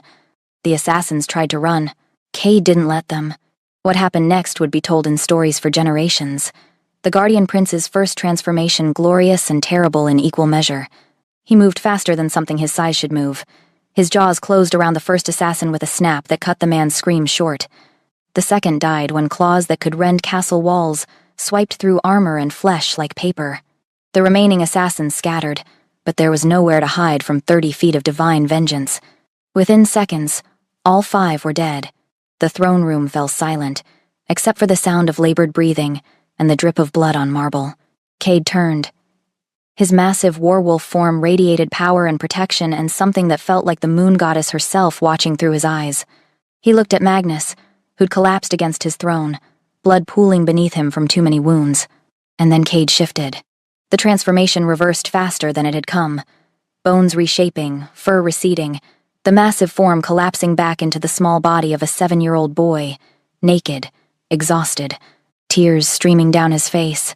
But he caught Magnus before the Alpha King could fall, his small arms wrapped around the massive man's shoulders, taking weight he shouldn't be able to hold. "Don't die." Cade's voice broke on the words. Please don't die. I just found a family. I can't lose anyone else. Magnus's hand rose slowly, trembling, to touch the boy's face. His golden eyes held wonder and recognition and something like peace. The prophecy. His voice was barely a whisper. You're the guardian. His eyes closed, and Cade screamed. The sound tore from his throat, part human anguish, part wolf howl, part something older that made the palace foundations shudder. It was the cry of a child who'd lost too much, the howl of a guardian who'd found his purpose, the roar of something ancient recognizing its own. Annabelle ran to them, her hands already glowing with healing magic. But she could see, could feel that Magnus's wounds were catastrophic. Wolfsbane on the blades, poison in his system, blood loss that no ordinary healing could reverse. The Alpha King was dying, and the boy who'd just saved his life was breaking apart in her arms. Chapter 7. The Battle of Silvercrest. Cade's scream transformed into something else. Not a child's cry of anguish. Not even a wolf's howl of grief. Something older, deeper, more primal, the sound of divine fury-given voice. Windows shattered across the throne room, cracks spider-webbed through marble columns, tapestries tore from their hangings as the very air vibrated with power. And Cade transformed again. His second shift in minutes, something that should have been impossible, something that would kill most adult wolves. But the golden light erupted from his small body with even more intensity than before. Bones cracked and reformed. Silver-white fur exploded across his skin. Within heartbeats, the war-wolf stood in the throne room again, 30 feet of ancient vengeance made manifest. He looked at Annabelle once. Those molten gold eyes held recognition, held love, held goodbye. Then he exploded through the throne room wall, not through the doors, through the actual stone wall, and disappeared into the chaos beyond. Annabelle's healing hands pressed against Magnus's chest, her magic fighting desperately to stabilize the Alpha King, but she could hear it starting outside. The war horns, the battle cries, the clash of steel, and the screams of the dying. Bloodfang's army had arrived. From the shattered throne room wall, Annabelle could see both fronts of the battle unfolding. To the east, exactly as she'd predicted, Bloodfang's main force poured through the widened mountain pass, thousands of rogues flooding down the slopes like a plague made flesh. And waiting for them, Tiberius's forces, positioned precisely where she'd told them to be. The trap was sprung. Arrows fell like deadly rain. Hidden warriors emerged from concealed positions. But Bloodfang had added a new element to his strategy. A suicide rush directly at the palace, hundreds of rogues throwing themselves at the walls with no regard for their own survival. They carried siege ladders, battering rams, explosives stolen from mining operations. They didn't need to win. They just needed to breach the defenses long enough for the main army to overwhelm the eastern position. It was brilliant, brutal, exactly what she should have expected from a monster who'd conquered kingdoms. Your Majesty, we need to move you. A healer knelt beside Magnus, her hands glowing with her own healing magic. But it wasn't enough. Not for wolfsbane poisoning this severe. Go. Isolde's voice cut through Annabelle's thoughts. The Luna Queen stood at her side, her elegant face streaked with her husband's blood. Fight beside your mate. I'll use my Luna magic to keep my husband alive until you return. Annabelle looked at the Queen, then at Magnus's pale face, then at the battles raging beyond the broken wall. Your Majesty, I can't leave him like this. You're a warrior queen, Annabelle of Embermore. Isolde's blue eyes blazed with fierce certainty. This is your battle as much as ours. Go remind Bloodfang why he spent 7 years fearing your return. Annabelle's hands stopped glowing. She stood, her decision made. From the corner of the ruined throne room, she grabbed her black cloak, the Shadow Guardian's uniform that had protected her through 7 years of hiding. She donned it like armor, like a declaration of war, and she leaped through the broken wall into chaos. The palace courtyard had become a slaughterhouse. Rogues poured over the walls like ants, their weapons crude but effective. Palace guards fought desperately, silver armor painted red, their formations breaking under the sheer weight of numbers. Citizens who'd sought sanctuary inside the palace grounds screamed and ran. Children cried for parents who would never answer. Annabelle hit the ground in a roll, came up running, her blade already in her hand. The first rogue died before he realized she was there, her dagger through his kidney, twisting, pulling free. The second managed to scream before she opened his throat. The third, fourth, fifth fell in a blur of movement that looked like smoke-given edges. She fought her way through the courtyard, every strike precise, every movement economical. This was what she'd been before Embermore fell, before she'd learned to limp and flinch and hide. This was the warrior princess her parents had raised, and she was magnificent. Rogues fell before her like wheat before a scythe. She moved through them with deadly grace, working her way toward the eastern front where Tiberius fought, where the mate bond pulled at her heart like a compass pointing home. But something was wrong. The rogues weren't trying to kill her anymore. They were hurting her, driving her with deliberate strikes that missed by inches, pushing her away from the main battle, toward the forest edge, toward a clearing where a figure waited. Annabelle's blood turned to ice. Veyron Bloodfang stood in human form, but there was nothing human about him. He was massive, 7 feet of scarred muscle and ancient malice. His face bore the evidence of 1,000 battles, claw marks, burn scars, a missing chunk from his left ear. His eyes were the color of old blood, and they held the kind of madness that came from believing you were invincible, Princess Annabelle. His voice was silk over razors. You've grown since I last saw you. 14 years old, if I remember correctly, crying over your father's corpse. Cold fury flooded through Annabelle's veins, sharpening her focus, steadying her hands. I was a child then. I'm not anymore. No, now you're a fugitive playing soldier. Bloodfang circled her slowly, a predator assessing prey. Did you really think you could hide forever? Did you think I wouldn't smell Embermore's royal blood the moment you revealed yourself? You wanted me to reveal myself. Understanding crystallized. The ambush on Tiberius. I let my assassins fail to kill the prince. I wanted him to reach you. I wanted you to save him, expose yourself, come to Silvercrest. His smile was the most terrible thing she'd ever seen. You did exactly what I predicted. And now, the last heir of Embermore dies in the same realm I'm about to conquer. Bloodfang's claws extended black as night, sharp as obsidian. Your father begged before he died, will you? You made one mistake. Bloodfang's smile faltered. What's that? You assumed I came alone. Tiberius crashed into the clearing from the east, his sword already singing through the air. Helena and her elite guard emerged from the south, their weapons drawn, their faces set with grim determination. And from above, Cade, in full werewolf form, dropped from the trees like a silver meteor. The battle that followed would be sung about for generations. Annabelle and Tiberius fought as one, the mate bond making their movements synchronize perfectly. When she ducked, he struck. When he feinted left, she attacked right. They wove around each other like dancers performing a deadly ballet choreographed by fate itself. Helena's forces engaged Bloodfang's personal guard elite warriors who'd been hidden in the forest, waiting for this exact confrontation. Steel rang against steel. Blood sprayed across forest floor. Warriors who'd trained for decades met in brutal combat. And Cade rampaged through enemy reinforcements like divine judgment given form. His massive werewolf body moved with impossible speed. His claws tore through armor like parchment. His fangs crushed skulls with single bites. But Bloodfang was the most powerful alpha alive, for a reason. He matched them blow for blow. His claws deflected Annabelle's blade. His speed countered Tiberius's strikes.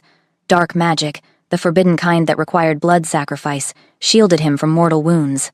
When Helena's warriors tried to flank him, he tore through them like they were children. He was winning. Bloodfang's massive claw caught Tiberius across the chest, sending him flying into a tree with force that cracked the trunk. The prince crumpled, blood streaming from new wounds, struggling to rise. No! Annabelle threw herself between Bloodfang and her fallen mate, her blade raised, her body positioned to take the killing blow. Bloodfang laughed. Just like your father, dying to protect someone who can't be saved. He raised his claws for the strike that would end Princess Annabelle of Embermore forever. And then Cade hit him. The impact was like watching a mountain collide with a fortress. Bloodfang flew 50 feet through the air, crashed through 3 trees, and slammed into a boulder with force that cracked the stone. For the first time in decades, the rogue alpha looked stunned. Cade stood protectively over Annabelle and Tiberius. His massive werewolf form glowed with protective fury, with divine power, with something that felt like the moon goddess herself channeling vengeance through his body. When he spoke, his voice was the deep rumble of ancient guardians speaking through a child's spirit. You hurt my family. You hurt my king. You hurt my sister. I am the guardian, and you are finished. What followed transcended battle and became legend. Cade exploded onto the main battlefield. His werewolf form blazed with golden light that made rogues shield their eyes. He moved through Bloodfang's army like judgment incarnate, unstoppable, inexorable, divine. One rogue fell. 10. 100. He didn't just fight. He ravaged. Protected. Defended with the kind of fury that only came from love so fierce it burned away everything else. 500 rogues tried to bring him down. They failed. Their weapons broke against his hide. Their claws couldn't pierce his fur. Their numbers meant nothing against something that the moon goddess herself had touched. 1,000 enemy wolves fell to his claws, his fangs, his unstoppable rage. Soldiers on both sides stopped fighting just to watch, to witness, to understand that they were seeing something that hadn't walked the realm in 3 centuries, a true werewolf, awakened by love and loyalty, defending his chosen king and kingdom. Bloodfang, seeing his army decimated by a 7-year-old boy transformed into a god of war, made the only choice he had left. He ran. The rogue alpha who'd conquered kingdoms, who'd never retreated, who'd believed himself invincible, turned and fled into the forest like prey running from a predator. His remaining forces broke. Some ran, others surrendered. The battle that should have destroyed Silvercrest ended in minutes because of one small boy who loved too fiercely to let his family die. As the last enemy wolf threw down his weapons in surrender, Cade returned to where Annabelle knelt beside Tiberius. The werewolf form began to shimmer, to shrink, to transform back into the small boy who'd started this night, crying over a dying king. He shifted mid-stride, his massive body collapsing back into 7-year-old limbs, naked skin, soft brown hair. Did I save them? His voice was barely a whisper as he collapsed into Annabelle's arms. Tears streamed down her face as she held him.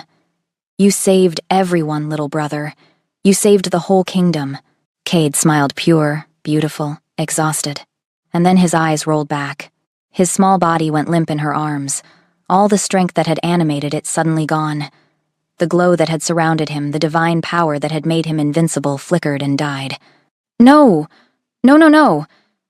Annabelle's healing magic flared desperately, her hands pressing against his chest, searching for his heartbeat. It was there. Faint. Fading. Like a candle guttering in wind. Healers! Her scream echoed across the battlefield. I need healers now! But deep down, she knew. The power Cade had channeled the werewolf transformation that should have belonged to a fully grown warrior. Not a 7-year-old child had taken everything he had to give. His sacrifice had saved thousands. But it might cost him everything. Chapter 8. The Guardian's Price. The royal healing chambers had become a tomb for the living. Cade lay motionless on a bed draped in white silk, his small body dwarfed by the massive mattress meant for wounded warriors twice his size. Candles burned at every corner, hundreds of them, their flames steady and bright, as if light alone could anchor his fading spirit to the physical world. Every healer in Silvercrest had tried. Master physicians who'd studied for decades, herb women who knew remedies passed down through generations, even visiting healers from neighboring territories who'd heard of the Guardian Prince's transformation and rushed to help. Every spell, every medicine, every prayer, nothing worked. The head royal healer, a woman with silver-threaded hair and gentle hands that had saved countless lives, stood at the foot of Cade's bed. Tears streamed down her weathered face as she delivered the diagnosis Annabelle already knew in her heart. His mortal body cannot sustain what his wolf spirit demanded. The war-wolf transformation. It's meant for ancients, for fully matured guardians who've spent decades preparing their bodies for that kind of power. She looked at Annabelle with the particular grief of someone forced to declare the impossible. He forced it at 7 years old, twice in one night. I'm sorry. His life force is fading. He has hours, maybe less. Annabelle didn't respond. Couldn't respond. Her hands pressed against Cade's chest, glowing with continuous healing magic she'd been channeling for 12 hours straight. Her own body screamed for rest muscles trembling with exhaustion, vision blurring at the edges, lungs burning with every breath. But she didn't stop. Wouldn't stop. Annabelle. Tiberius's hand found her shoulder, warm and solid and achingly gentle. You need to rest. You're killing yourself. He saved your father. Her voice was hoarse from disuse, from the tears she'd refused to shed because crying meant accepting loss. He saved this kingdom, and I'm not going to let him die. but it was like trying to fill an ocean with a teacup. Whatever the war wolf transformation had taken from Cade, whatever divine price he'd paid to channel power meant for ancient warriors, her healing magic alone couldn't replenish it. She was losing him. Had been losing him for 12 hours, and there was nothing she could do except watch the boy who'd become her brother, her family, her reason for surviving slip away. The chamber door opened. Isolde entered, her elegant face lined with exhaustion and worry. Behind her came Seer Alara, the ancient woman's blind eyes somehow seeing more than anyone else in the room. There is one possibility. Isolde's voice carried the weight of desperate hope. The sacred guardian healing. Annabelle's head snapped up. What is it? Alara moved closer, her gnarled walking stick tapping against marble floors. A forbidden ritual. It requires the combined power of a fated mate bond, royal bloodlines, Luna magic, and... She hesitated, as if the next words carried their own burden. The prayers of an entire kingdom. The ritual has only been performed 3 times in history. Twice it failed. What do we need? Annabelle's hands never stopped glowing, never stopped fighting for Cade's life. Tell me what we need. They moved Cade to the throne room. It took 6 guards to carry the bed carefully through corridors and downstairs, the unconscious boy's breathing so shallow that twice they stopped, certain he'd stopped breathing entirely. But Annabelle's magic kept him tethered, kept his heart beating one more time, lungs filling one more breath, spirit anchored to flesh for one more minute. Words spread through the capital like wildfire carried on divine wind. The boy who saved them all is dying. The Guardian needs us now. Every citizen who could walk made their way to the palace. Mothers carrying infants, warriors still bleeding from battle wounds, merchants who'd lost everything to Bloodfang's fires, children who'd been orphaned by the war. They came in thousands, filling the throne room, spilling into the corridors, crowding the courtyards beyond. Even the prisoners, enemy soldiers who'd witnessed Cade's legendary transformation, who'd surrendered rather than face the warwolf's wrath, begged their guards to let them join the prayer. The throne room had been transformed. Cade's small bed sat at the center, surrounded by space for the ritual. Every candle in the palace burned here, creating a sea of flickering light that made the chamber feel like a cathedral dedicated to hope itself. Annabelle stood at Cade's head, her hands pressed against his temples, her healing magic flowing in a continuous stream of silver-white power. Tiberius stood at her right, his hands clasped over hers, channeling the mate bond's strength into her, anchoring her to consciousness when exhaustion threatened to drag her under. Isolde stood at her left, the Luna Queen's eyes closed in concentration as silver-bright Luna magic flowed from her palms, the special gift of those chosen to stand beside Alpha Kings, the power to heal and protect and nurture life itself. And Magnus, recovered enough to stand but still bearing bandages across his chest, knelt at Cade's feet. The Alpha King who'd been saved by a 7-year-old boy, the warrior who'd felt that small body catch him before he could fall, who'd heard those desperate words, "I just found a family. I can't lose anyone else." Outside the throne room, throughout the palace, spilling into streets still marked by battle, thousands knelt. Every wolf in Silvercrest. Every rescued survivor from Bloodfang's attack. Warriors who'd fought beside Cade. Citizens who'd only heard the stories but understood that legends were real because a child had proven it. Annabelle spoke the ancient words, her voice amplified by magic to reach every ear. "Moon goddess, hear your children. The smallest among us gave everything to save the greatest. He threw himself into death's jaws to protect those he loved. We ask, we beg for mercy. Return to us the Guardian. Return to us the boy who loved so fiercely he transformed legends into reality." The prayer was taken up by thousands. Their voices merged into something beyond sound, a resonance that made the very stones of the palace hum with power, with love, with desperate faith. Minutes passed. Nothing happened. Annabelle's healing magic poured into Cade with renewed desperation, but his breathing grew shallower, his heartbeat weaker. His small face was so pale it nearly matched the white silk pillows. She was losing him. And then Magnus spoke. Tears streamed down the Alpha King's warrior face, this man who'd ruled for decades, who'd conquered enemies and forged alliances and made impossible decisions. His voice broke on the ancient words, but he spoke them clearly, certainly, with all the authority of his crown and all the love of his breaking heart. "I claim this boy as my son, by blood oath, by heart oath, by the ancient laws of adoption. Cade Stormborn, you saved my life. You saved my kingdom. You are my son." The moment he finished, father claiming son, king acknowledging guardian, golden light erupted from the floor. It spread in concentric circles like ripples in divine water, gathering the prayers, collecting the love, absorbing the gratitude of 10,000 wolves who'd been saved by one small boy's courage. The light converged on Cade, and then the impossible happened. The ceiling opened. Not physically, the vaulted stone remained intact, but spiritually, reality itself peeled back to reveal something beyond, something eternal. A figure descended, formed of moonlight and starfire, and the kind of beauty that hurt to witness directly. The moon goddess herself, appearing in ethereal form for the first time in living memory. She was ancient and young simultaneously, terrible in her power and achingly beautiful in her grace. When she moved, reality rippled. When she breathed, the candles flared brighter. And when she spoke, her voice resonated in the bones of every wolf present. "Rise, little guardian. Your sacrifice has earned you not death, but destiny." She reached down her hands, both solid and translucent, both present and not, and placed a crown of pure starlight on Cade's forehead. The moment it touched his skin, it sank inward.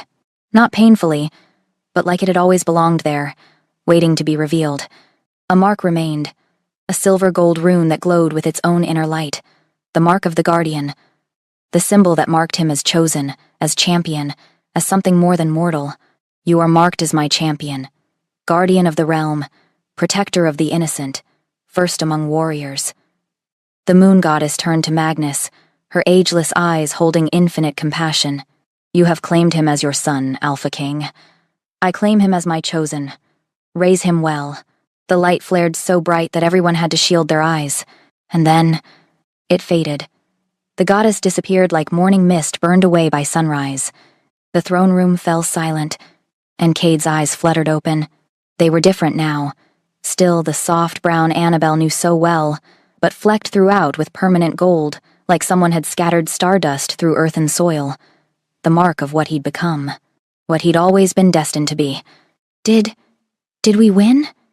His voice was barely a whisper, hoarse and weak, but it was the most beautiful sound Annabelle had ever heard. The throne room erupted. Cheers. Howls of joy. Tears streaming down 1,000 faces. Warriors who'd faced death without flinching sobbed openly. Citizens who'd lost everything to war felt hope rekindled. Children who'd been terrified found their courage renewed. Magnus pulled Cade into a fierce embrace, this warrior king crying without shame or restraint. "We won, son. We won because of you." News spread through the capital like wildfire, blessed by divine wind. The Savior lives, the Guardian rises, the kingdom is saved. Citizens poured into the streets in celebration. Horns sounded not in warning but in triumph. Bells rang from every temple, every tower, every home that still had bells to ring. The boy who had nothing had given everything to save them all. And the realm had given him back his life, his destiny, his family. Hours later, when the celebrations had quieted to exhausted joy, and Cade slept peacefully in Magnus's arms, Annabelle found herself on a palace balcony overlooking the city. Silvercrest glowed with torches and bonfires. Music drifted up from the streets where people danced and sang despite exhaustion. The war was over. The Guardian lived. Tomorrow they would count the dead and mourn the fallen. But tonight was for celebrating life. Footsteps approached. She didn't need to turn to know who it was. The mate bond hummed between them like a song only they could hear. "It's over." Tiberius joined her at the railing, his hand finding hers naturally, inevitably. Bloodfang fled, his army scattered. "The war is finished." "No." Annabelle's voice was quiet but certain. "Not finished. He's still out there, still dangerous, still hunting. Then we hunt him together." Tiberius turned to face her, his golden eyes reflecting starlight and torchlight in equal measure. "As mates, as partners, as the king and queen the prophecy foretold." "I'm not," she started the denial automatically, the habit of 7 years of hiding. "You are." His hand cupped her face with devastating gentleness. "You're the lost princess who became a warrior queen, and I'm the heir who would give up his crown in a heartbeat if it meant keeping you." His thumb brushed across her cheekbone.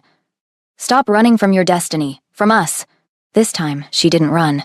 She kissed him, and the mate bond strained and tested and denied for too long, snapped into place completely, Brilliantly, irreversibly. It felt like lightning and sunlight, and coming home after a lifetime of wandering. It felt like every choice she'd made had led to this moment, this man, this connection that transcended logic and fear and every reason she'd invented to protect herself. When they finally broke apart, both breathless, Tiberius smiled against her lips. There's my queen. And for the first time in 7 years, Annabelle believed it might be true. Chapter 9. The Hunt and the Restoration. 3 days after the moon goddess saved Cade's life, the guardian prince lay propped against silk pillows in the royal chambers, surrounded by family who refused to leave his side. Magnus sat in a chair, pulled close to the bed, teaching the 8-year-old the basics of chess with infinite patience. His massive warrior's hands moved carved pieces across the board with surprising gentleness, explaining strategy in the same voice he'd once used to command armies. Isolde arrived every few hours with treats smuggled from the kitchens, honey cakes, candied fruits, warm bread with butter. She'd perch on the edge of the bed, brushing Cade's brown hair back from his forehead, the silver gold guardian's mark glowing faintly under her touch. Tiberius sprawled in the window seat, regaling Cade with exaggerated tales of past battles, making the boy laugh until his sides hurt. The mark on Cade's chest, the war-wolf symbol, would pulse with faint golden light whenever he laughed, as if joy itself was healing magic. But Annabelle stood at the window, watching the city rebuild below, her silver eyes distant with thoughts that pulled her away from celebration. Tiberius noticed first. The mate bond between them hummed with her restlessness, with the darkness gathering in her mind like storm clouds. "You're planning something," he said quietly, abandoning his storytelling. Annabelle turned from the window. "Bloodfang is wounded and scattered, but he'll regroup. In 6 months, a year, he'll come back stronger, with new alliances, new armies, new strategies." Magnus looked up from the chessboard. "We'll be ready. Or we end this now." Annabelle's voice was cold with certainty. "While he's vulnerable, while his forces are broken, while he's bleeding in whatever hole he's crawled into. You want to hunt him?" Tiberius rose from the window seat, understanding dawning in his golden eyes. "I need to hunt him." Annabelle's hands clenched into fists. "For my parents, for Embermore, for every kingdom he's destroyed, for every family he's torn apart, for every orphan he's created." Her silver eyes found Cade, and her expression softened. "For every child who deserves to grow up without fearing monsters." Magnus studied her for a long moment. Then he stood, the Alpha King making a decision that would shape kingdoms. "I'll authorize an elite strike force. Small, fast, deadly." He began pacing, his strategic mind already working. "You'll have command." "I want Tiberius," Annabelle said immediately. "Combat lead," Magnus agreed. "Helena and her best warriors. And Seer Alara, she can track Bloodfang's dark magic signature." "I'm going too." Cade sat up straight in bed, brown eyes blazing with gold flecks. "No." 3 voices spoke in unison, Annabelle, Magnus, and Tiberius. Isolde placed a gentle hand on Cade's shoulder. "You saved them all once, little guardian. Now let them save you by keeping you safe." Cade's lower lip trembled, but he nodded. The mark on his forehead pulsed once the moon goddess's blessing, reminding him of his purpose. He was the guardian. Guardians protected. But guardians also knew when to trust others to fight. "I'll be here when you come back," Cade whispered, taking Annabelle's hand. "Promise you'll come back." Annabelle knelt beside the bed, pressing her forehead to his. "I promise, little brother. We have a kingdom to rebuild together." The hunt began at dawn. 7 riders left Silvercrest in silence. Annabelle, Tiberius, Helena, Alara, and 3 of Helena's deadliest warriors. They carried weapons blessed by Luna magic, provisions for 2 weeks, and a single-minded determination to end the threat that had haunted the realm for too long. Using Alara's visions and Annabelle's intimate knowledge of Bloodfang's patterns, 7 years of studying the monster who destroyed her world, they tracked him through 3 territories. Each destroyed village they passed fueled Annabelle's cold fury. Burned homes, mass graves, survivors with hollow eyes who flinched at sudden movements. The evidence of Bloodfang's retreat was written in blood and ash across the landscape. "He's heading east," Alara murmured on the 5th day, her blind eyes seeing what others couldn't. "Toward the old kingdoms. Toward—" She stopped so suddenly her horse reared. "What is it?" Tiberius's hand went to his sword. Alara's face had gone pale. "He knows we're coming. He's waiting. This is a trap. Helena's warriors immediately began scanning the tree line, weapons drawn. But the forest remained silent. Too silent. Then we spring it carefully, Tiberius said, his tactical mind already working through scenarios. No. Annabelle's voice was ice and steel. We spring it on our terms. She urged her horse forward, following the path Alara had indicated, and as the forest opened into a valley, she saw it. The ruins of Embermore Castle. 7 years of weather and war had left it a skeletal monument to everything she'd lost. The towers that once soared toward the sky now reached like broken fingers. The walls that had protected generations now stood in jagged fragments. Ash and vine had claimed what fire hadn't destroyed, but the throne room, somehow preserved by dark magic or cruel fate, remained standing. And in its center, surrounded by the ghosts of Annabelle's childhood, Veyron Bloodfang waited. He looked smaller somehow, wounded, his massive frame hunched with pain from injuries that hadn't healed properly. His scarred face bore new marks from Cade's claws. His blood-red eyes had lost some of their fire, but he smiled when Annabelle entered. Smiled like he'd won. I wondered if you'd come here, Bloodfang said, his voice echoing in the ruined throne room, to the place where it all ended. Annabelle stepped forward, boots crunching on 7 years of ash. Around her, the walls held memories her father teaching her to dance on these stones, her mother laughing by that window, her younger self racing through these halls without fear. Where it all ended for you, she said, her voice carrying the weight of royal command she'd suppressed for 7 years. Where I begin taking back everything you stole. Bloodfang laughed, wet and pained. You think you're here for revenge. But I called you here to offer you something better. You have nothing I want. I have the truth. His smile turned cruel. Your parents didn't die in the attack, Princess. They're still alive. The world tilted. Time stopped. 7 years of grief, of carrying ashes in a locket, of believing herself the last of her bloodline, all of it crystallized into a single, impossible moment. Liar. But her voice wavered. Bloodfang pulled a locket from his armor. Even from across the ruined throne room, Annabelle recognized it. Her mother's. The delicate silver filigree. The moonstone set in the center, blood-stained now, but unmistakable. Your father, King Aldrich, and your mother, Queen Seraphine. I needed them alive. Hostages, insurance. He dangled the locket like bait. They've been in my dungeons for 7 years, waiting, hoping their daughter would save them. Behind Annabelle, Tiberius growled low. Don't listen to him. It's another manipulation. But Annabelle stepped closer. Closer to the monster. Closer to the impossible hope that burned like poison in her chest. Show me proof, she demanded. Show me they're alive. Come with me alone to my fortress. Bloodfang's red eyes gleamed with victory. You'll see them. Your mate and his soldiers stay here. Annabelle took another step forward. And another. Until she stood within striking distance. Close enough to see the lies in his eyes. Close enough to smell the rot of dark magic on his breath. Close enough to understand that some monsters couldn't be reasoned with, only destroyed. You're right, she said softly. You do have something I want. Her hand moved faster than sight. The blade, the same blade she'd carried for 7 years, the same blade that had protected Ashenvale's streets, the same blade that had been blessed by her grandmother before they fled, pierced Bloodfang's heart before he could react. His eyes went wide with shock. Your death, Annabelle finished. As Bloodfang fell to his knees on the ash-covered stones, Annabelle leaned close.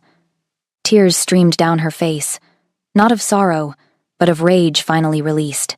My grandparents showed me my parents' bodies before we fled. They made certain I understood no hope, no rescue, no fairy tale return. You burned them in their own throne room. Her voice broke. I've carried their ashes in a locket for 7 years. You can't manipulate me with dead ghosts. Bloodfang's mouth opened. Blood bubbled on his lips. Then, you truly are your father's daughter. Worthy of. He died before finishing. The rogue alpha who had conquered kingdoms, who had destroyed her family, who had haunted her nightmares for 7 years. Dead on the floor of the throne room he'd burned. Annabelle stood over his body, blade dripping crimson onto ash-covered stones. She felt hollow, empty. 7 years of hate and fear and grief had sustained her, driven her, defined her. And now? Now she was just a 27-year-old woman standing in the ruins of her childhood home, holding a bloody blade, with no idea who she was supposed to be without revenge driving her forward. Tiberius's arms wrapped around her from behind, solid, warm, real, and Annabelle broke. 7 years of tears she'd refused to cry. 7 years of grief she'd transformed into strength. 7 years of being someone else, hiding, surviving, protecting. All of it poured out in wrenching sobs that echoed through the ruined throne room. Tiberius held her through all of it. Didn't tell her to be strong. Didn't tell her it was over.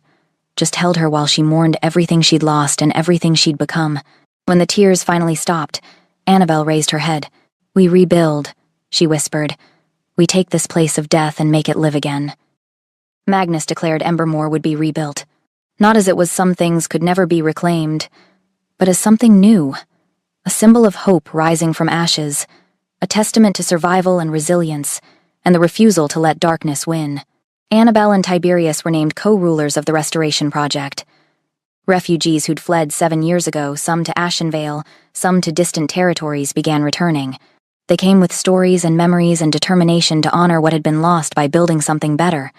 The 7 kingdoms formally united under a new alliance, not through conquest or dominance, but through choice, through recognition that they were stronger together than divided. 6 months passed in a blur of construction and healing. Walls rose from rubble, gardens bloomed where ash had lain. Children who'd never known Embermore before its fall played in courtyards being rebuilt stone by stone. And one afternoon, Annabelle stood in the partially restored throne room, new banners being hung, workers bustling, the sound of hammers and hope echoing off stone when Tiberius approached with architectural plans. "The builders want to know where you want the new royal quarters," he said, spreading the plans across a makeshift table. Then he hesitated, nervous for the first time she'd ever seen.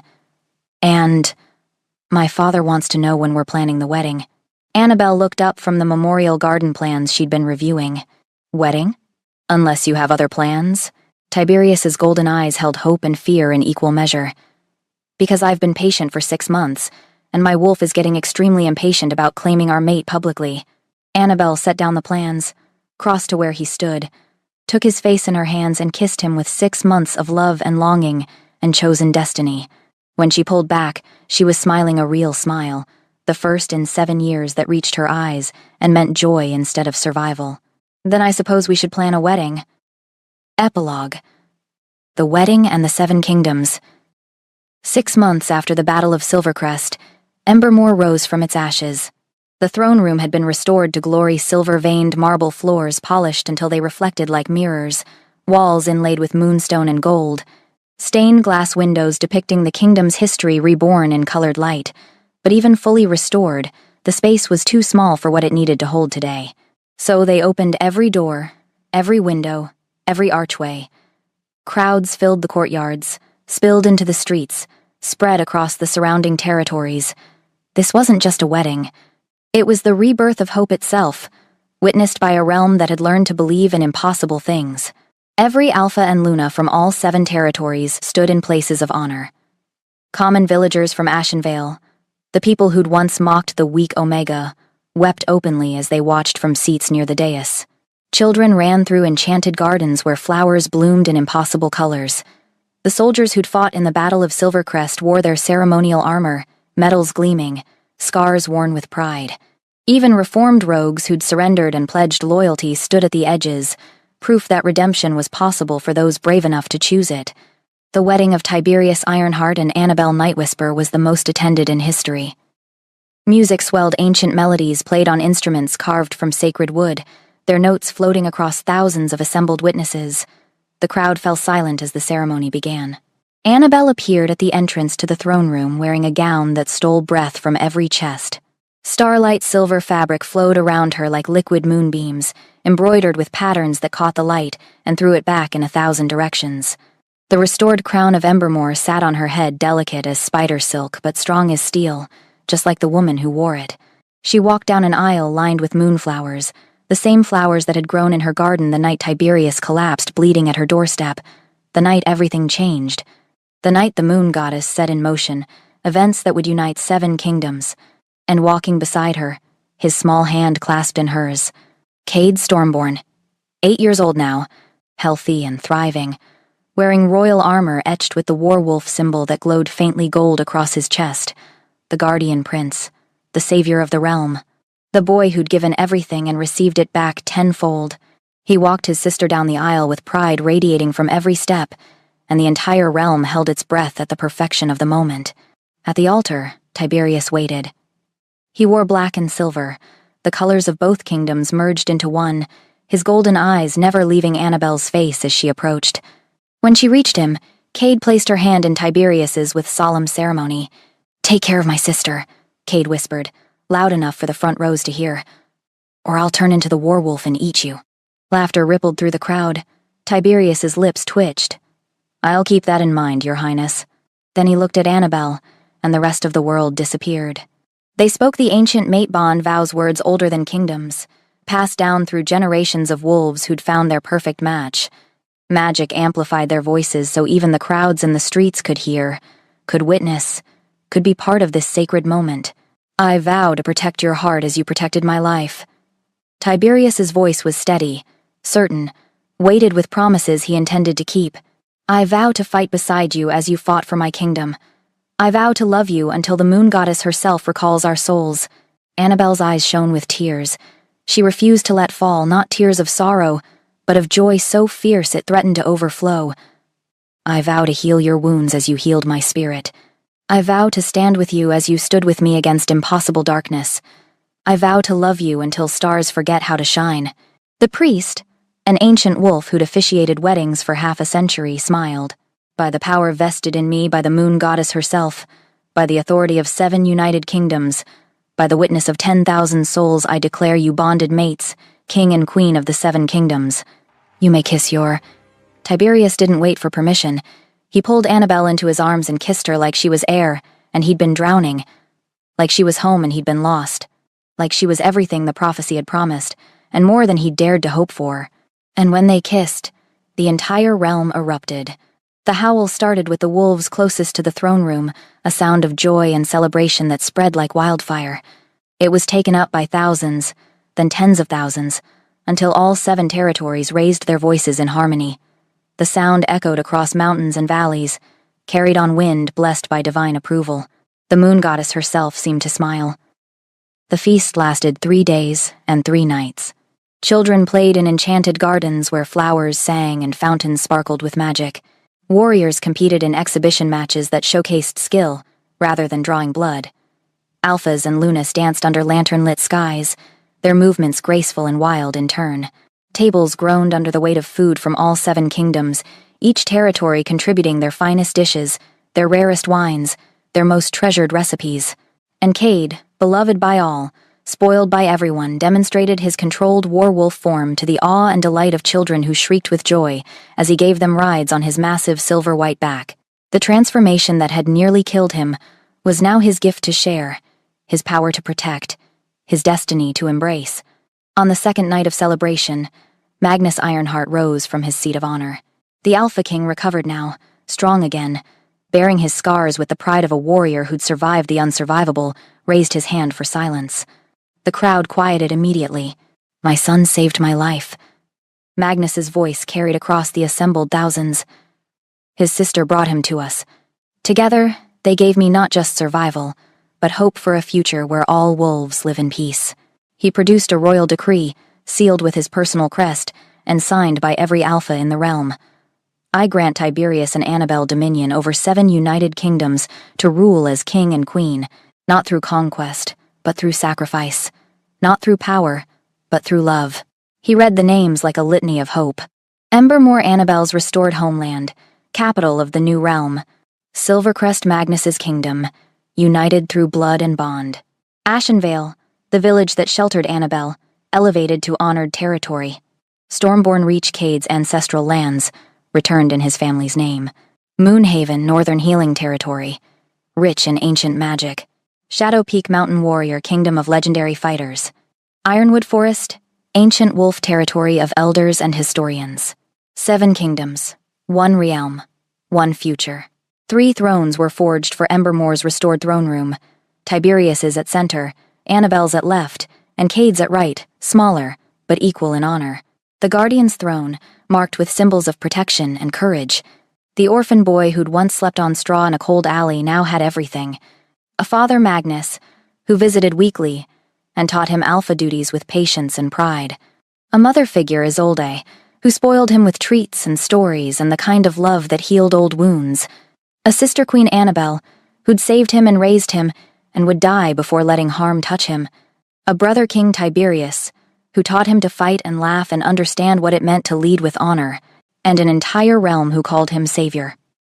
Annabelle completed the memorial garden in Embermore's central courtyard. At its heart stood a massive statue carved from white marble and inlaid with silver, young Cade in werewolf form, standing protectively over a kneeling Alpha King. The inscription read, "The smallest warrior saved the greatest kingdom. Love and loyalty are the mightiest weapons. The moon goddess hides her champions in unexpected forms." Every year on the anniversary of the battle, the entire realm gathered there to honor the guardian.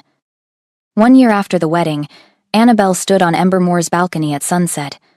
Tiberius's hand was warm in hers, their mate bond humming contentedly between them. Below, the Seven Kingdoms celebrated the Festival of Unity, a new annual tradition honoring peace. Cade, 9 years old now and thriving, raced through the courtyard with other royal children. He shifted playfully into werewolf form, fully controlled and magnificent, to give them rides, their delighted screams echoing off palace walls. Citizens from all 7 kingdoms danced and feasted together, alphas and warriors, farmers and healers, orphans given new homes, all of them united by the memory of darkness overcome and the promise of light ahead. Magnus and Isolde watched from their own balcony, the king's arm around his Luna, both smiling at their adopted son below. "Do you remember the night you collapsed in my garden, covered in blood and poison?" Annabelle's voice was soft, intimate. Tiberius pulled her closer. "The night my fated mate saved my life and changed the fate of 7 kingdoms forever. How could I forget?" A familiar presence bounded onto the balcony, Cade in werewolf form, his massive head nuzzling Annabelle's hand affectionately. She scratched behind his enormous ears, tears of joy in her eyes. "Yes, little brother, we're not hiding anymore. We're finally home." Cade shifted back to his boy form, grinning with pure happiness. "And I'm a prince now, with a dad and a sister and a brother and a whole kingdom that loves me." Magnus appeared behind them, placing his hands on Cade's shoulders with fatherly pride. "Not just a prince, son. You're the guardian who saved us all. Never forget that."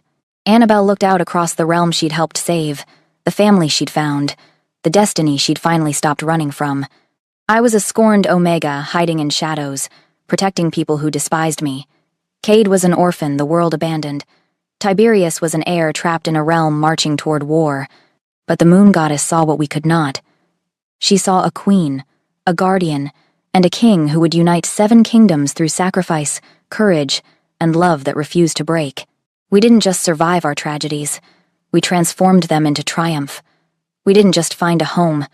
We became home for an entire realm.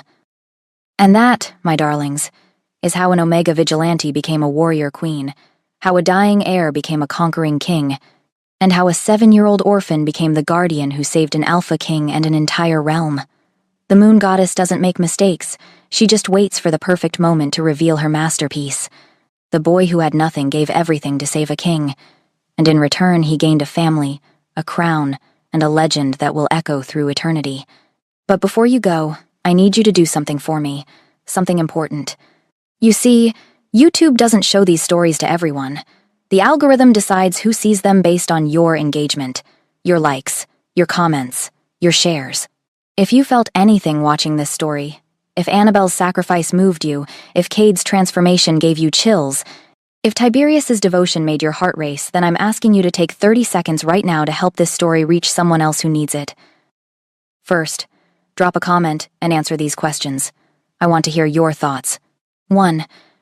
Should Annabelle have revealed her identity earlier, or was she right to hide for 7 years to protect Cade?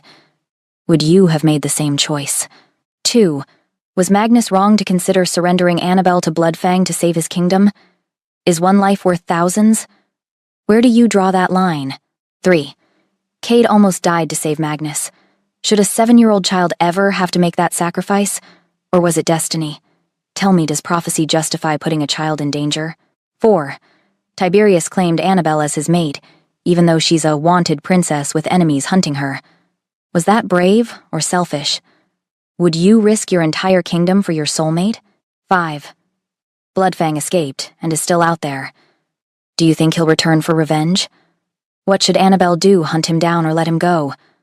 What would you do?